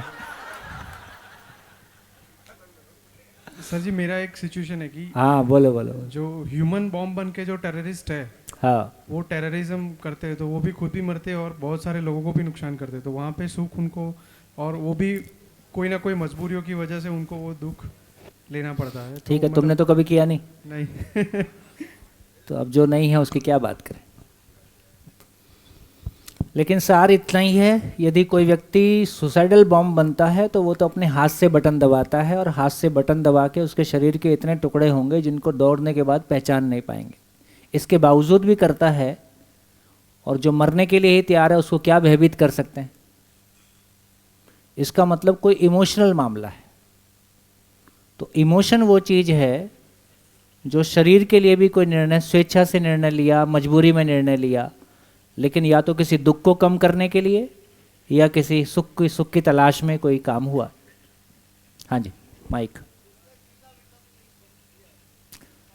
माइक माइक माइक फटाफट पीछे है, पीछे।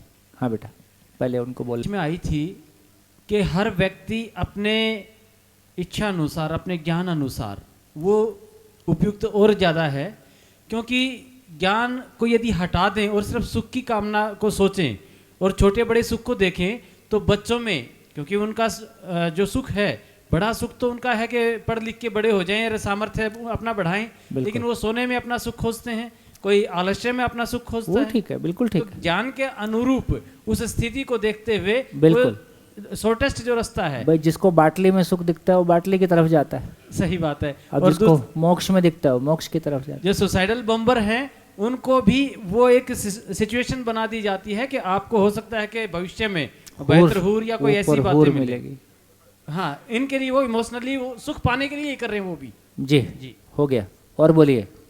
हाँ जी, लास्ट। हाँ सर, अभी वो टेररिज्म का कुछ बता रहे थे, तो मैं बोलूँगी कि मैं एनसीसी में हूँ, तो मैं सेकेंड ईयर चल रहा है और आर्मी विंग से हूँ। तो वहाँ पे क्या हुआ कि ट्रेनिंग हो रही थी उदयपुरी, तो सर आर्मी वाले सर थे, उन्होंने मेरे को बोला फायरिंग वाली ट्रेनिंग हो रही थी, तो आगे एक पुतला था और मेरे को बोला कि तेरे को ऐसा निशाना लगाना है कि डायरेक्ट उसकी छाती पे लगे, वहाँ यहीं पे ऐसा लगाना है, और वहाँ पे अगर वायदे सिलेक्शन हो गया तो वहाँ पे भी ऐसा लगाना है। तो मेरे से हुआ नहीं ऐसा, तो मैंने बोला कि सर मेरे से होगा नहीं। सर ने बोला कि तेरे को देश के लिए मरना है, तो मैंने बोला मरना क्यों, जीना भी तो है। अब लगा कि जीना भी है। दोनों ऑप्शन है, देश के लिए मर भी सकते हैं, जी भी सकते हैं। हाँ जी बोलिए। ये आत्मघाती बम की जिसकी बात कर रहे हो, ये देखो आत्मघाती बम लेते उस पर इतनी चर्चा होती है, और सुनो वो भी उसके लिए क्यों तैयार होते हैं, क्योंकि उनके लिए भी उनके सोम भैया अलग होते हैं और उनकी कंडीशन माइंड ऐसे तैयार कर देते हैं जैसे हम जीने के लिए तैयारी कर रहे हैं, वो मरने की तैयारी करते हैं। तो चलो आपने हथियार डाल दिए ऐसा लगता है। हाँ जी, तो जितनी चर्चा हुई उससे ये क्लैरिटी बनी कि मानव जो कुछ भी करता है सुखी होने के लिए करता है। ये सभी के साथ ऐसा ही है, इसमें कोई भी किसी भी तरह का भी कोई गैप नहीं है, 0.00001% का भी कोई गैप नहीं है। तो यहाँ आपको ध्यान है कि शुरू में जब हम बात कर रहे थे हम क्या बात कर रहे थे कि मानव के बारे में इसलिए क्लासरूम में बात नहीं हो सकती है कि मानव का सब कुछ अलग अलग होता है, सब्जेक्टिव होता है, इसलिए हम क्लासरूम में मानव को नहीं ला सकते। और ये पूरे दर्शन की खूबसूरती इतनी है कि यदि गाय, भैंस या लोहा और एल्युमिनियम नेचुरल एंटिटी है, उस पर कोई नेचर का नियम काम करता है, तो मानव भी एक नेचुरल एंटिटी है, उस पर भी नेचर का नियम काम करता है। और नेचर का नियम काम करता है तो वो यूनिवर्सल है, लॉजिकल है, प्रैक्टिसेबल है ना, सारी बातें कही गई। तो एक एक करके ये बात अपने ध्यान में लाते रहिए। और ये बात भी अपनी हुई थी कल जिंदा रहने के धरातल पर, जब बात हो रही थी कि जिंदा रहने के धरातल पर हमारा भाव शरीर से जुड़ा है, इसलिए भाव भी परिवर्तनशील है। जब जीने की बात कर रहे हैं तो हम भाव की निरंतरता चाहते हैं। इसका मतलब है कि जिसके लिए भाव होगा उसकी निरंतरता होगी। तो नियम की निरंतरता है, इसलिए भाव की निरंतरता है, इसलिए हम उस स्थिति को पा सकते हैं जिसमें ये कह रहे हैं कि हाँ सभी सुखी हो सकते हैं। तो एक एक करके नियम को देखते रहिए। तो एक नियम आ गया कि धरती के सभी मानव जो कुछ भी करते हैं वो किसी सुख की तलाश में करते हैं। धरती का सबसे पापी आदमी और सबसे पुण्यशील आदमी दोनों इस मामले में एक ही नियम काम करता है, और वो अपनी अपनी मानसिकता के अनुसार करने का तरीका अलग अलग हो सकता है, डिज़ाइन अलग अलग हो सकते हैं, लेकिन मूल चाहत तो धरती के सभी मानव की मूल चाहत एक है। मूल चाहत एक है और वो सुख है। और सुख भी आदमी कितना चाहता है? Sunday to Sunday, every day, every moment. तो बेसिकली वो सुख की निरंतरता चाहता है। इससे ज़्यादा होता नहीं, इससे कम में चलता नहीं। एक क्षण के लिए भी किसी को अपमान स्वीकार नहीं है, दरिद्रता स्वीकार नहीं है, है ना, दुख स्वीकार नहीं है, गले पड़ता है तो झेलते ही हैं, संबंध में कोई कड़वाहट स्वीकार नहीं है। तो सभी जगह मानव को यही पॉजिटिव ही स्वीकार है, सही ही स्वीकार है। तो इससे भी हमारा ध्यान जाता है। फिर से एक बार ध्यान दिलाता हूँ कि जब हम किसी एब्सोल्यूट वैल्यू को पहचान लेते हैं तो कंपैरिजन से मुक्त हो सकते हैं। तो मानव के लिए एब्सोल्यूट वैल्यू क्या निकली? ये जो कंपैरिजन का दुख है, ये हमारी पूरे पोटेंशियल को अर्थ कर देता है। Negative comparison. तो नेगेटिव कंपैरिजन से मुक्ति की एक ही जगह है कि मैं अपने लिए किसी एब्सोल्यूट वैल्यू को पा सकूं। तो मानव के लिए एब्सोल्यूट वैल्यू का मतलब है, पूर्ण का मतलब है कि जो कम अधिक से मुक्त होता है, जिसमें ना कुछ जोड़ा जा सकता है ना कुछ घटाया जा सकता है, उसका नाम पूर्ण होता है।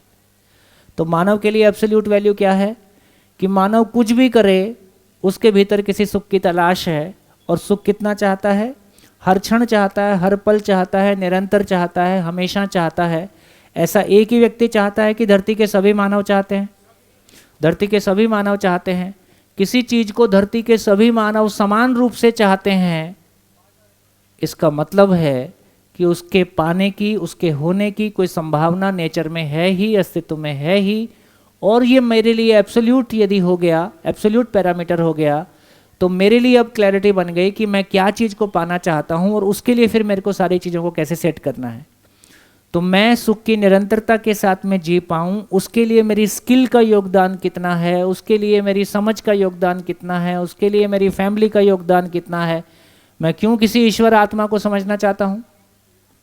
मेरे को ईश्वर आत्मा से कोई लेन देन नहीं है।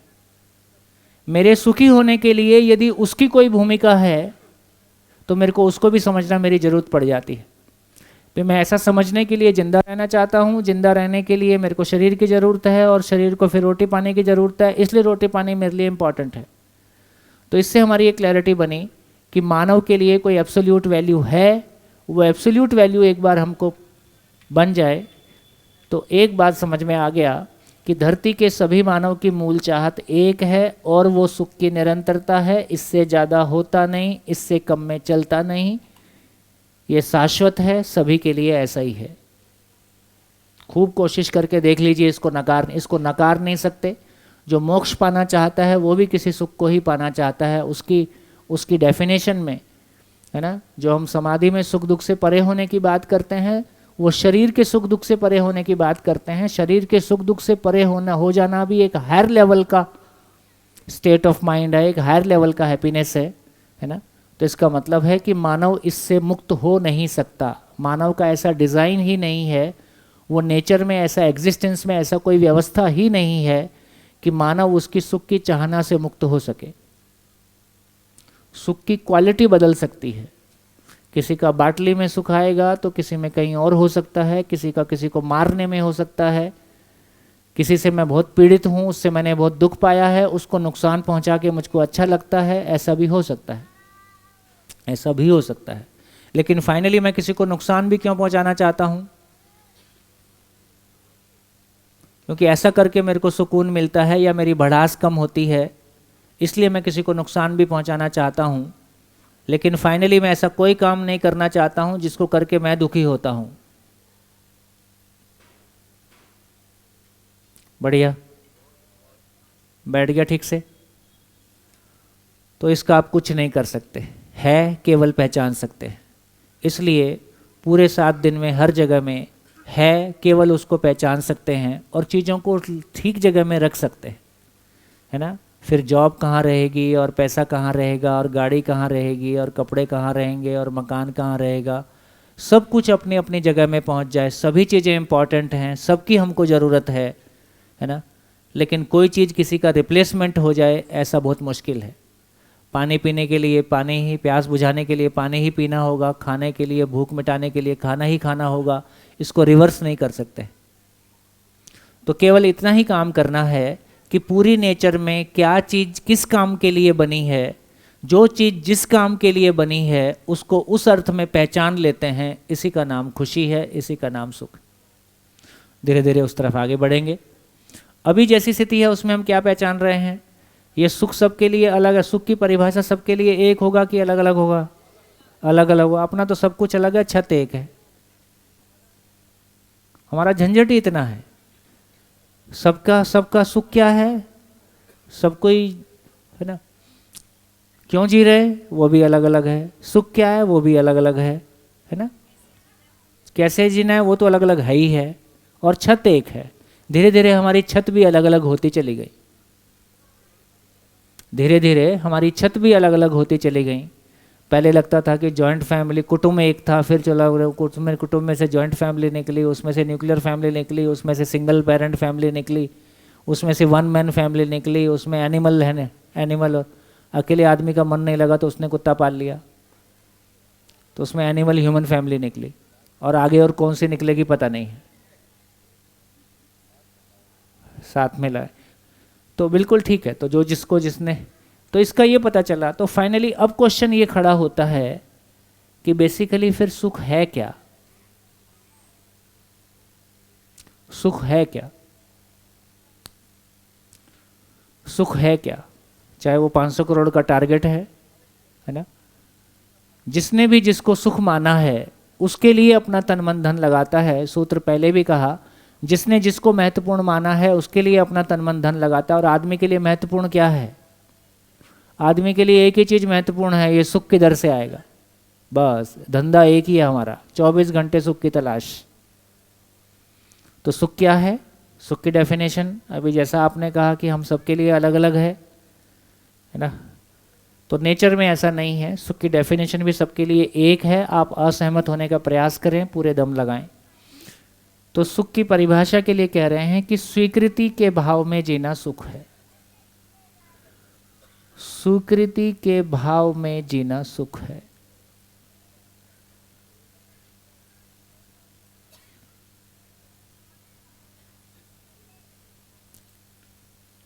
इसका मतलब यह हुआ कि स्वीकृति बराबर सुख और अस्वीकृति बराबर दुख। इससे यह भी निकला कि जितनी गहरी स्वीकृति उतना गहरा सुख, जितनी लंबी स्वीकृति उतना लंबा सुख, जिस क्षण स्वीकृति उस क्षण सुख, जिस क्षण अस्वीकृति उस क्षण दुख। तो क्षण क्षण का हिसाब हो गया। तो सुख दुख रूट है कि फ्रूट है? फ्रूट है। उसकी रूट क्या है? वो आ कहाँ से रहा है? तो स्वीकृति उसका रूट है, स्वीकृति अस्वीकृति उसका रूट है। तो सुख को समझने के लिए हम एक लेवल नीचे आए, हमने रूट को पहचानने की कोशिश की कि सुख आ कहाँ से रहा है। तो जिस क्षण हम स्वीकृति के साथ होते हैं वो क्षण सुखदायी है, जिस क्षण हम अस्वीकृति के साथ होते हैं वो क्षण दुखदायी है। असहमत होने का प्रयास करें और एग्जाम्पल खोज के लाएं।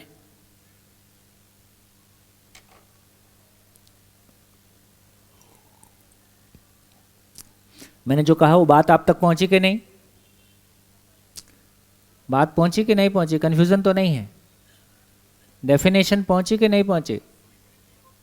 स्वीकृति को थोड़ा और एक्सप्लेन करें। स्वीकृति का मतलब है विलिंग एक्सेप्टेंस, स्वेच्छा से जिसको मैं स्वीकारता हूं। आपका शिविर में आने का मन नहीं है, आपके पापा चाहते हैं नहीं नहीं तुम जाओ, इसका नाम दुख है। और किसी का आने का मन है, उसको अलाउ ना किया जाए, इसका नाम दुख है। तो जिस काम के लिए मेरी स्वीकृति है, व्यक्ति के लिए, परिस्थिति के लिए, वो मेरे को सुख जैसा लगता है कि नहीं है ये बाद की बात है, लेकिन अभी मेरे को लगता है। तो स्वीकृति बराबर सुख, विलिंग एक्सेप्टेंस, स्वेच्छा से मैं जिस चीज़ को स्वीकारता हूँ उसका नाम सुख है, और नहीं स्वीकार पाता हूँ तो इसका नाम दुख है। ऐसा है? नहीं है। असहमत होने का प्रयास करें, एग्जाम्पल खोज के लाएं।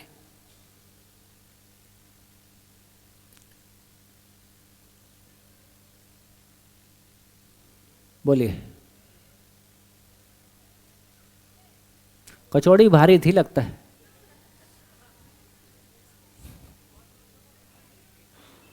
कुछ लोग को मिले नहीं इस चक्कर में नहीं बोल पा रहे, कुछ लोग ज़्यादा खा गए इस चक्कर में नहीं बोल पा रहे। कचौड़ी ज़्यादा खाना भी दुख वो बाद में पता चलता है। हाँ जी बोलिए बोलिए बोलिए। ऐसा है? नहीं है? नहीं वाले एग्जाम्पल खोज के लाएं।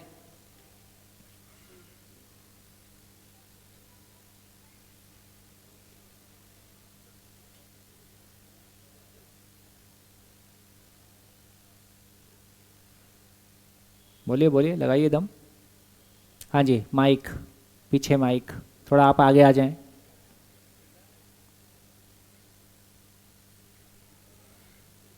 इस क्वेश्चन में एक ही दिमाग में आया कि मेरे को ये कोर्स करना था, इसकी स्वीकृति थी, पर इस कोर्स में मज़ा नहीं आ रहा, उसका दुख है। तो स्वीकृति तो थी पर मज़ा नहीं आ रहा, उसका क्या करें, वही क्वेश्चन। हाँ, मज़ा नहीं आ रहा है का से इतना पता चला कि मज़ा नहीं आ रहा है यही अस्वीकृति है। तो अस्वीकृति बराबर दुख। स्वीकृति कैन कन्वर्ट इनटू अस्वीकृति, और अस्वीकृति कैन कन्वर्ट इनटू अस्वीकृति। ठीक है, दैट्स ऑल। चलता रहेगा। तो इसका मतलब यह हुआ कि जब तक में हर व्यक्ति का अपना एक पॉइंट ऑफ इंटरेस्ट होता है, उसका पॉइंट ऑफ इंटरेस्ट कनेक्ट नहीं होता है, तब तक वो उतना कनेक्टेड फील नहीं करता है। तो वो हर व्यक्ति के लिए अलग अलग होता है, कोई किसी पॉइंट पे कनेक्ट होता है, कोई किसी पॉइंट पे कनेक्ट होता है। तो वो हमारा अलग अलग हो सकता है, लेकिन साथ में चलते रहिए, कोई पॉइंट पे कनेक्ट हो जाएंगे। हाँ जी, और बोलिए। सर यहाँ स्वीकृति का मतलब खुद की स्वीकृति से है या खुद की स्वीकृति? बात से मान लें खुद की स्वीकृति, आपकी स्वीकृति, आपका सुख दुख आपकी स्वीकृति के साथ है।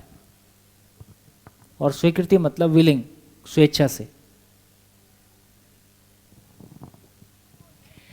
सर जैसे घर की माइक। हाँ घर के जैसे क्लोज मेंबर्स होते हैं, हाँ। तो हम उनकी खुशी भी चाहते हैं, हमारा सुख भी उनके साथ में होता है। बिल्कुल। लेकिन जो काम हम करना चाहते हैं वो खुद के लिए सुख देता है, लेकिन कई बार होता है कि वो फैमिली के मेंबर्स के लिए दुख दे रहा हो, तो वो ये एक्सपेक्ट करते हैं कि हम उस काम को करना छोड़ दें। बिल्कुल। अब उनकी खुशी के लिए, क्योंकि सुख उनका भी मैटर कर रहा है और हमारा भी मैटर कर रहा है, बहुत उनकी बढ़िया। खुशी के लिए एक्सेप्ट तो कर लिया, बढ़िया। लेकिन मन से उसको स्वीकृत कर पाना, बस उतना ही गैप है। हाँ, तो इसको कैसे मेंटेन करें सर, क्योंकि ये तो अस्वीकृति हो गई, मतलब वो सुख तो- देते हुए भी दुख हो रहा है। हाँ, तो क्या हुआ, ये स्वीकृति हुआ कि समझौता हुआ? समझौता हुआ सर, एक तरीके समझौता हुआ। समझौता क्या चीज़ है? ज़्यादा दुखी होने की बजाय हमने कम दुखी होने वाले समीकरण को स्वीकार किया है। नहीं मानते तो ज़्यादा दुखी होते, पापा लोग ज़्यादा, माँ बाप लोग ज़्यादा दुखी हो जाएंगे, ऐसा हम नहीं चाहते हैं। और यदि आपको लगता है कि वो दुखी हो तो हो, मैं दुखी होना नहीं चाहती, तो आप फिर क्या करोगे? जिसको आप मानते हो वो करोगे। लगातार कंपैरिजन चल रहा है। पापा मम्मी की बात ना मानने से दुख होने वाला है, क्योंकि वो दुखी होने वाले हैं। जी। यदि उनका दुखी होना आपके लिए दुख है, ज़्यादा दुख है, तो आप उनकी बात को मानेंगे, क्योंकि वो छोटा दुख है जी। अपनी बात की बजाय। यदि आपको लगता है कि हु केयर्स, सो व्हाट, तो उसके बाद आप वो तुमको जो सोचना है तुम सोचो, मेरे को तो यही ठीक लग रहा है, मैं यही करूँगा, तो फिर मैं अपनी बात पे चल दूँगा। तो इसका मतलब क्या हुआ? इसका मतलब इतना ही है कि दो ऑप्शन मिलते हैं, ज़्यादा दुख और कम दुख, तो मैं क्या स्वीकारूंगा? कम दुख। तीसरा ऑप्शन ही नहीं है मेरे पास, दो में से एक चूज करना है, तो कम दुख। और दो ऑप्शन मिलते हैं, ज़्यादा सुख और कम सुख, तो क्या स्वीकारूंगा? ज़्यादा सुख। तो बेसिकली इसको कहेंगे कि इसको हम स्वीकार नहीं पा रहे हैं, स्वीकारना पड़ रहा है। तो ये विलिंग एक्सेप्टेंस नहीं है, स्वेच्छा से की गई स्वीकृति नहीं है, तो इसका नाम समझौता है। तो सर हम जैसे आपने बोला कि इंसान जो सुख के लिए करता है, लेकिन यहाँ पर हमने परिवार की दुखी ना होने के लिए किया, हाँ, समझौता किया, तो समझौता। यहाँ समझौता करना सही था कि गलत था? सही था गलत था नहीं, आपके पास ऑप्शन ही यही था। सर वो तो ठीक है, बट सुख इसमें नहीं था, मैं तो इसलिए हाँ, बोल रही सुख कि इसमें नहीं था। हाँ। क्योंकि यदि इसको छोटे दुख को ना लेते तो आपके हिस्से में बड़ा दुख आने वाला था, ओके। इसलिए आपने छोटे दुख को चूज कर लिया। जी। अब इसमें सही गलत दोनों ही नहीं है, ना ये सही है ना ये गलत है। ऐसी परिस्थिति में ऐसा चूज कर लेना परिवार को बचाने की जरूरत है, जी। है ना? तो इसलिए सही इसलिए नहीं है कि अभी मैं सुखी नहीं हूं, तो इसलिए इसका नाम समझौता है। Thank you sir. माता पिता के सुख के लिए अपना दुख लिया। हम माता पिता सुखी रहें इसलिए मैंने छोटे दुख को स्वीकार लिया। ये है। ऐसा हम पति पत्नी भी आपस में करते रहते हैं। यही है। जितना कर पाते हैं, नहीं कर पाते हैं, फट जाते हैं। जय सिया राम। तो प्रेशर कुकर कितना झेलेगा? जय सिया एक पॉइंट के बाद फट जाता है। Yes sir. हाँ जी, माइक बढ़िया, शानदार। ये सारे कोई भी नियम सभी पे लागू हो रहा है कि नहीं हो रहा है? क्योंकि हम दूसरे के घर जाने का इतना ही मतलब है, या पूरे संसार में रहेंगे तो कोई ना कोई आदमी से कनेक्ट होते ही हैं, कहीं भी जाएंगे मानव ही मिलेगा। एक बार ये मानव नाम की मशीन समझ में आ गई और ये मशीन कैसे काम कर रही है ये समझ में आ गई, तो उसके साथ जीने का कॉन्फिडेंस आ जाएगा। हाँ जी सर, मैं अपने पुत्र से बोलता हूँ कि तू माइक में गेम मत देख। हाँ। तो अगर वो गेम देखता है तो उसके लिए तो वो सुख है। हाँ। और मेरे लिए दुख है। हाँ। तो अपने सुख क्या मानेंगे? आपने क्या मानना है? जो होना था हो गया। नहीं, तो मतलब इसमें ये भी समझने की बात है, तो उसको तो समझेंगे, पर नियम पहले समझ लें। बेटा को गेम्स खेलने की स्वीकृति है तो गेम में सुख है, आपको गेम ना खेले इसमें स्वीकृति है तो वो आपका सुख है। तो बेटे का सुख आपका दुख हो जाता है और आपका सुख बेटे का दुख हो जाता है। और छत एक है, इसलिए बेटा एक दिन छोड़ के छत छोड़ के चला जाता है। फाइनली ये होता है। जब तक आपका शरीर तगड़ा है तब तक आप अलग आवाज में बात करते हो, जब वही बेटा जवान हो जाता है तो आप में थोड़ा शिष्टाचार आ जाता है, फिर थोड़ा सा आप ठीक से बात करने लगते हो, क्योंकि अब आपको पता है कि अब ये टोन नहीं चलेगा।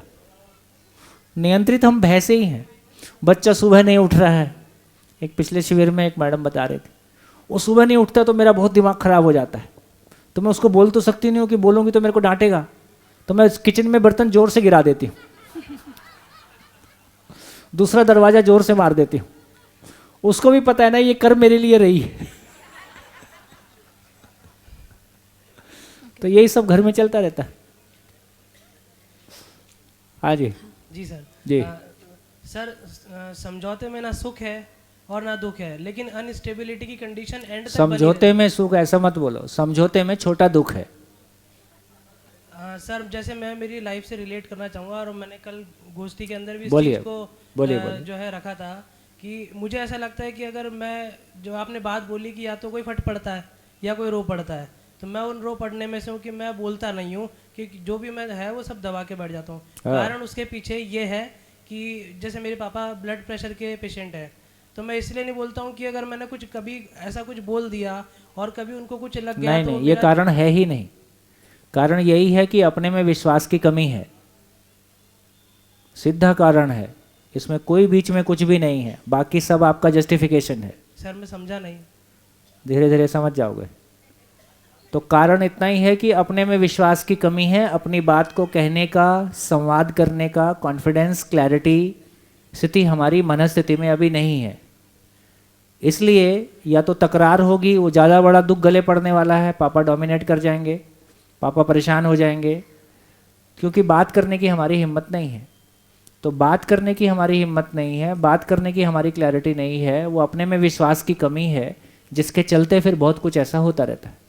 जैसे मैंने कई बार उनको मेरी बात सामने रखने की कोशिश करी है, लेकिन वो यही बोलते हैं कि बोले तू बैठ जा, हमसे ज़्यादा किताब पढ़ लिया तो ज़्यादा समझदार हो गया है। आप बोल सकते हो हाँ हो गया हूँ, तो ऐसे में वही मैं कह रहा हूँ, तो ऐसे में जो है होगा एक बार। लेकिन इसका मतलब ये हुआ कि हम विड्रॉल मोड में आ जाते हैं, अपनी बात कहने की स्थिति में नहीं है, ठीक से अपनी बात करने की स्थिति में नहीं है, तो अपनी बात के बारे हमारी क्लैरिटी अभी नहीं है। ठीक है सर, मैं वेट करूंगा। वैसे मैं हाँ, इसको लिखिए और जांचिए। किसी भी बात को मानने की जरूरत नहीं है, मैं कह रहा हूँ तो वो सही है ऐसा जरूरी नहीं है, लेकिन लिख लीजिए कि ऐसा कहा गया, उस पर विचार कर लीजिए, है ना, कितना सही है नहीं है। यस हाँ जी। तो मेरा एक क्वेश्चन है, क्वेश्चन नहीं आप उसको कंफ्यूजन भी बोल सकते हैं, कि अभी जैसे आपने बताया कि स्वीकृति है तो सुख है, अस्वीकृति है तो दुख है। ये खुद से खुद की बात है, कोई सिचुएशन की, किसी दूसरों की नहीं है। पर कभी कभी कुछ सिचुएशंस ऐसी होती है कि जहाँ पे अस्वीकृति में हमारा सुख है। एग्जाम्पल लो। कुछ चीज़ें हम एक्सेप्ट नहीं कर पाते। एग्जाम्पल लो। ऐसे जनरल जैसे फैमिली मेंबर्स की शादी की बात है, पढ़ाई की बात है, ऐसी घटनाएं घटी होंगी, वो घटनाएं नहीं लाते हो, किनारे किनारे पे रहते हो, वो अस्वीकृत करना हमारा सुख है। एग्जाम्पल लो। शादी की है, स्टडी की है, एक ही लो ना, एक ही लो, ये हुआ ऐसा बोलो।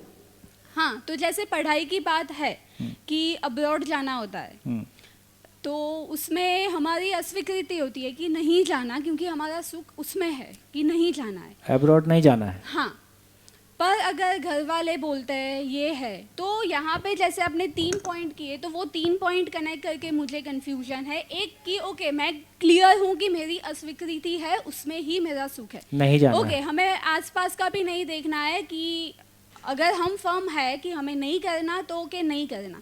पर यहाँ पे 2 चीज़ें कॉन्फ्लिक्ट होती है मेरे दिमाग में, कि आपने अभी पहले बोला कि कुछ चीज़ें ऐसी है कि छोड़ दो तो आपको सुख मिलेगा, उसके पकड़ के नहीं रखो, और आपने बोला समझौता, तो कब हमें क्या करना चाहिए? नहीं, अभी तो मैं सॉल्यूशन पे बात कर ही नहीं रहा हूँ। पर देखिए, आपने बोला कि छोड़ देना तो उसमें नहीं, ऐसा लोग करते हैं, ऐसा मैंने नहीं कहा, मैं फिर से रिपीट कर देता हूँ। अभी केवल इतनी ही चर्चा कर रहे हैं कि स्वीकृति, अभी हम सुख को समझना चाह रहे हैं। हाँ। देखो हम कहाँ से शुरू किए कि सुख सबका अलग अलग है, और एक का सुख दूसरे का दुख हो गया है, और दूसरे का, तो ये सब झंझट हो गया। तो सारी दुनिया की, सारे झगड़े की जड़ एक ही है कि हम सुखी होना चाहते हैं, इसको हम हिला नहीं सकते, और सुखी होने के तरीके आपस में कन्फ्लिक्टिंग है, उसमें कन्फ्लिक्ट है। तो पहले चलो ये समझने की कोशिश करते हैं कि सुख क्या है। उसके रूट में गए तो पता चला कि स्वीकृति, जिसमें मेरी स्वीकृति है, वो मेरे लिए सुख है। ये नियम काम करता है कि नहीं? आपको अब्रॉड नहीं जाना है, जबकि अभी का बहुत बड़ा एग्जाम्पल यही है कि बहुत सारे बच्चों को, अधिकांश को अब्रॉड जाना है। आपकी स्वीकृति है कि मेरे को नहीं जाना है, ये मेरा सुख है। हाँ। तो इसमें क्या कमी है? अभी सॉल्यूशन की बात नहीं कर रहे, सबकी खुद की चॉइस है बस। हाँ। तो जिसमें जिसकी स्वीकृति है वो उसका सुख है, और जब स्वीकृति नहीं है तो वो दुख है। हाँ, पर पर जैसे खुद के सुख के साथ भी परिवार का सुख कनेक्टेड है, तो हाँ। जैसे आपने बोला कि छोड़ देना है, तो मैं नहीं, उसमें आप- कंफ्यूज हूँ कि छोड़ देना नहीं ठीक है, अभी अपन कि सॉल्यूशन की बात चूंकि नहीं कर रहे हैं, हाँ, इसलिए मैं अभी उसको सॉल्व करने की तरफ नहीं जा रहा हूँ। स्वीकार करके करना है कि क्या अभी केवल इतना ही समझ रहे हैं कि नियम काम कर रहा है कि नहीं कर रहा है। स्वीकृति बराबर सुख, अस्वीकृति बराबर दुख। जिस क्षण सुख, इसको इस पे बात कर रहे हैं, ये है कि नहीं है। हाँ जी, माइक सर आपने बोला कि थोड़ा घुटने पे आ जाओ। आपने बोला कि लोग कोई काम क्यों करते हैं, एक तो सुख पाने के लिए करते हैं, लेकिन कभी कभी सुख आपको नहीं मिलता है, फिर भी आपको दुख कम करने के लिए करते हो। तो वहाँ पे आपको स्वीकृति नहीं आती। जैसे कि एक बच्चा हो, आप उसको चॉकलेट देते हो तो वो सुख उसके लिए है, लेकिन वो उसको पनिशमेंट देते हो तो पनिशमेंट ना मिले, यहाँ पे स्वीकृति कहाँ पे आई, ये पूछ रहा हूँ। फिर से बोलो। एक बच्चा है, हाँ जी, सभा को सुनना है और पहले आपको आंसर करना है, देखते हैं अब आप बढ़ते कि नहीं। हाँ, एक बच्चा है, चॉकलेट मिली, वो रिवॉर्ड हो गया, वो ठीक है, वो Reward सुख हो हो गया, गया, हाँ। ठीक है। लेकिन बच्चा, मम्मा बोल रही है उसको कि अगर नहीं पढ़ा तो मैं मारूंगी, तो मैं मारूंगी। ठीक है। हाँ। अब यहाँ पे स्वीकृति कहाँ पे आई, वो बच्चा कर तो रहा है पनिशमेंट ना लेने के लिए ना, उसको हाँ। खुश मतलब इनडायरेक्ट। तो इसका मतलब क्या है, वो स्वीकृति कहाँ है, समझौता ही तो हुआ। हाँ समझौता हुआ, लेकिन वो दुख कम करना हुआ ना। हाँ वही तो हुआ, फिर वही तो कह रहे हैं। कन्फ्लिक्ट कहाँ है, क्वेश्चन कहाँ है? क्वेश्चन ये है कि अगर इंसान सुख पाने के लिए करता है, वहां पे स्वीकृति आ गई, हाँ। दुख कम करने के लिए वहां पे स्वीकृति आया ही नहीं, आएगी स्वीकृति- नहीं। हाँ, तो दुख को किस चीज से रिलेट किया जाए? दुख का मतलब है कि सुख का ना होना। नहीं ना, मतलब अगर आप इसका तो ये भी मतलब हो गया कि आपने सुख डिफाइन किया और सुख ना मिला, वो भी तो दुख हो गया फिर आपका। हाँ, तो इतना ही है, इतना ही है, ज़्यादा इसमें लोचा नहीं है। तो जिसको मैंने सुख माना है वो पूरा नहीं हो रहा है, इसका नाम दुख है। तो आप तो सुख, परिस्थिति सेम टू सेम रही, आपने सुख की डेफिनेशन ही चेंज कर ली, आपने अपना मन चेंज कर लिया। हाँ, यदि आपका मन बन गया, जैसे अभी इनका मन है कि अब्रॉड नहीं जाना है, अभी ऐसा बना हुआ है, किसी ने समझा दिया कि अब्रॉड जाना ठीक है, तो मन बदल गया, तो अभी सुख जाने में है जो कल तक नहीं जाने में था। जैसे तमाम लोग जिनका किसी एक पॉइंट पे शादी नहीं करने का मन होता है, तो उस समय शादी करना ऐसा लगता है कि क्या हो जाएगा, कोई पॉइंट पे उसका मन बदल जाता है कि ठीक है मैं कर लेता हूँ। तो सारा खेल हमारा हमारी स्वीकृति के साथ जुड़ा हुआ है, यही कहना चाहता हूँ। तो सुख दुख अपने आप में कोई चीज़ बाद में है, ज़्यादा मैटर मेरी स्वीकृति अस्वीकृति करती है। जैसे इन्होंने कहा कि ये स्वीकृति से आए थे, इनको कोई चीज़ मान लो अभी इंटरेस्टिंग नहीं लग रही है, तो इनके लिए वो अस्वीकृति हो गई। और कोई अस्वीकृति से आया था, लाया गया था, और यहाँ आने के बाद उसको लगता है कि बात तो मेरे काम की हो रही है, तो उसकी अस्वीकृति स्वीकृति में बदल गई, तो उसको ठीक लग रहा है। तो ये कहने की कोशिश है कि जिसको हम सुख दुख के रूप में पहचान रहे थे वो फ्रूट है, उसके मूल में जाएंगे तो हमारी स्वीकृति अस्वीकृति काम कर रही है, और मेरी अस्वीकृति को मैं कैसे हैंडल करूं कि वो हमेशा के लिए स्वीकृति हो जाए, तो मेरे सुख का रास्ता निकल आएगा। सुख का रास्ता कहाँ से निकलेगा? तो यदि स्वीकृति बराबर सुख है, सुख कितना चाहता हूँ? सुख कितना चाहता हूँ? निरंतर। निरंतर सुखी होने के लिए क्या होना पड़ेगा? स्वीकृति निरंतर होना पड़ेगा। तो एक बात यहाँ से निकल के आ गई कि यदि एक मानव की स्वीकृतियों की निरंतरता हो जाए तो उसकी जिंदगी में सुख की निरंतरता हो जाएगी। मैथमेटिक्स ऐसा कहता है।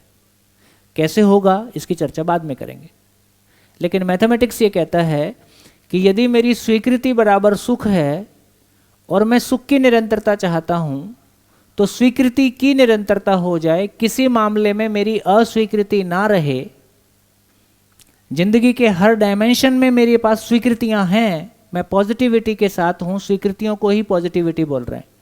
तो जिंदगी के हर डायमेंशन में मैं पॉजिटिविटी के साथ हूं, तो मैं हमेशा खुश रह सकता हूं।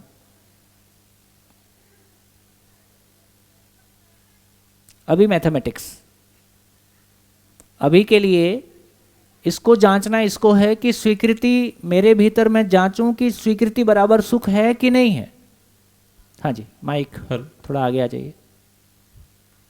हाँ सर, सब मेरा बेसिकली नेटवर्किंग का बिजनेस है। हाँ। तो कई बार हम जब कोई चीज़ सॉल्व करते हैं तो वो प्रॉब्लम हमें ऐसी आती है, मतलब मेरी तो उस चीज़ को सॉल्व करने की स्वीकृति है, पर उसमें 2 घंटे लगे, 4 घंटे लगे, कभी कभी 1-1, 2-2 दिन लग जाते हैं, तो मुझे वो सुख कहाँ मिल रहा है? मुझे तो मतलब एक फ्रस्ट्रेशन हो रही है कि यार प्रॉब्लम सोल्व क्यों नहीं हो पा रही, ये हाँ। बग कहाँ पर मिल रही है? तो प्रॉब्लम सॉल्व करने की स्वीकृति है, जितना टाइम और जितना पैसे में कम में सॉल्व हो जाए उसकी स्वीकृति है। जब उससे ज़्यादा हो गया तो अस्वीकृति हो गई, अस्वीकृति हो गई तो परेशानी शुरू हो गई। ठीक। नियम काम कर रहा है कि नहीं कर रहा है? बहुत छोटा क्वेश्चन है। हाँ जी। कि सुख और दुख ये ज़्यादा और कम की परिभाषा और मेजरमेंट है क्या, कि मुझे कम आप सुख देखो, मिला ज़्यादा? बिल्कुल जांच के देखो अपनी ज़िंदगी में। कोई व्यक्ति आपको अपनी ज़िंदगी में, कोई एक व्यक्ति आपको आपकी ज़िंदगी में कितना प्यारा है, और कोई एक व्यक्ति आपके लिए सरफेशियल है। कोई अपनी ज़िंदगी की कोई एक ज़रूरत आपके लिए सामान्य मीनिंग रखती है और कोई एक ज़रूरत बहुत गहरा मीनिंग रखती है।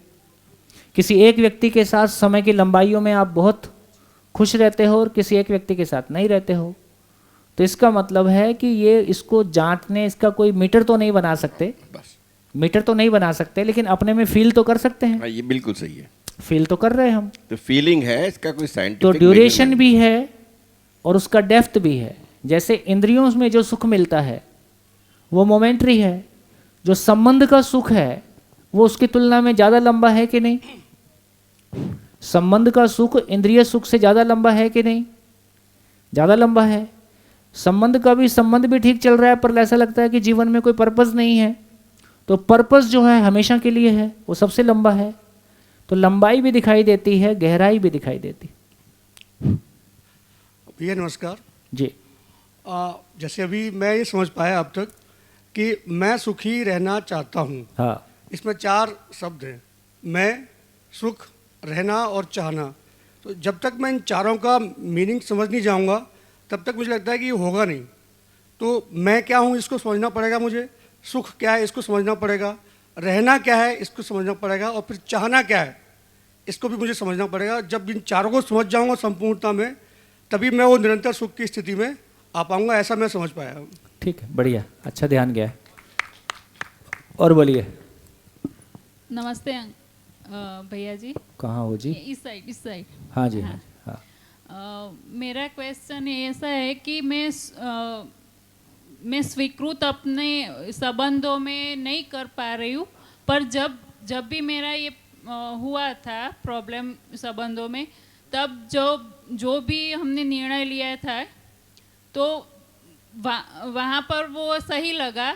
पर अभी जब ये परिचय शिविर और ये सब करती हूँ तभी मेरे को लगा कि यहाँ पे गलत हूँ, पर अब वो स्टेप लिया है उसमें यू टर्न नहीं ले सकते, तो क्या ये झेलना ही हुआ? और क्या? तो इससे बाहर कैसे आ सकते?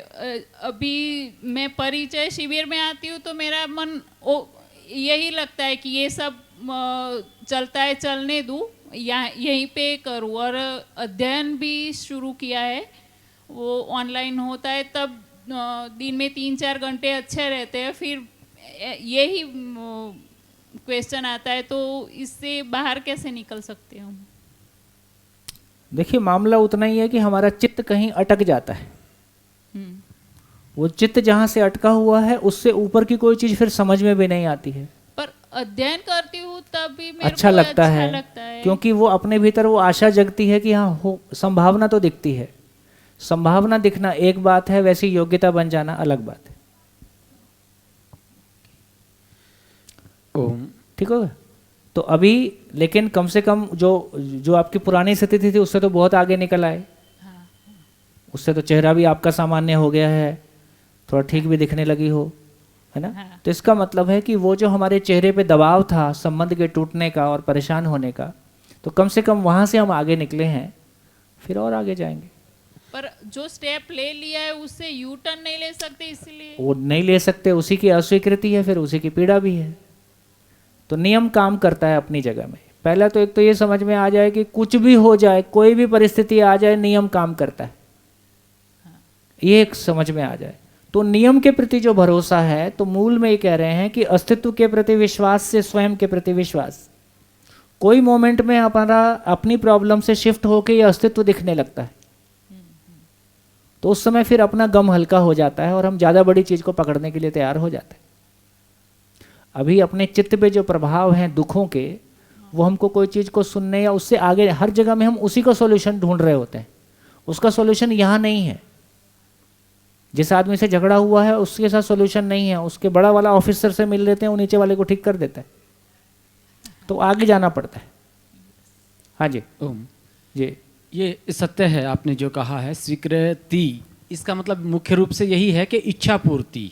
मन की हो जाए, मन मर्जी हो जाए तो ठीक है, खुश हैं, और मन मर्जी ना चले तो दुखी हैं। एक लेवल पे ऐसा कहना बिल्कुल ठीक है। तो इसका मतलब ये हुआ, जैसा आपने कहा कि जिंदा रहने के धरातल पर स्वयं को शरीर मानते हुए जिसको मैं सुखदायी मानता हूँ, मेरी मनमानी होती रहे, जैसा मेरी इच्छा है वो पूरी होती रहे तो मुझको ठीक लगता है। बिल्कुल। लेकिन इसको लंबा कर दिया फिर, यदि मैं सुख की निरंतरता चाहता हूँ तो स्वीकृति की निरंतरता हो जाए। अब स्वीकृति की निरंतरता शरीर पे आने वाली नहीं है, क्योंकि शरीर के साथ जुड़ा हुआ कोई सामान ऐसा है ही नहीं जो मुझको निरंतर दे सके। फिर वहाँ उसकी शिफ्टिंग आगे की तरफ चली जाएगी। बहुत अच्छे तरीके से आप चैनल बाय चैनल लेके जा रहे हैं हमें। मुझे लगता है कि अब जो आगे की प्रक्रिया है, जो निरंतरता है, निरंतर इच्छा पूर्ति, निरंतर स्वीकृति, सकारात्मकता, मुझे लगता है कि उसमें हम और आगे जाएंगे। तो ये प्रश्न तो अभी इम्पोर्टेंट क्या हो गया, तो एक नियम जो घोर भ्रमित आदमी के लिए और घोर जागृत आदमी के लिए एक ही समान काम करता है। सत्य है, बार बार ये पकड़ने की जरूरत है। सत्य। तो हमको नियम के प्रति भरोसा होने लगेगा तो मानव के भी सुखी होने के कोई नियम है। माई लाइफ माई रूल्स नहीं चलेगा, नेचर का नियम ही चलेगा, और नियम का विरोध ही दुख है, और नियम को समझ लेना, नियम के साथ जीना ही सुख है। इसी के साथ खाना खा सकते। धन्यवाद।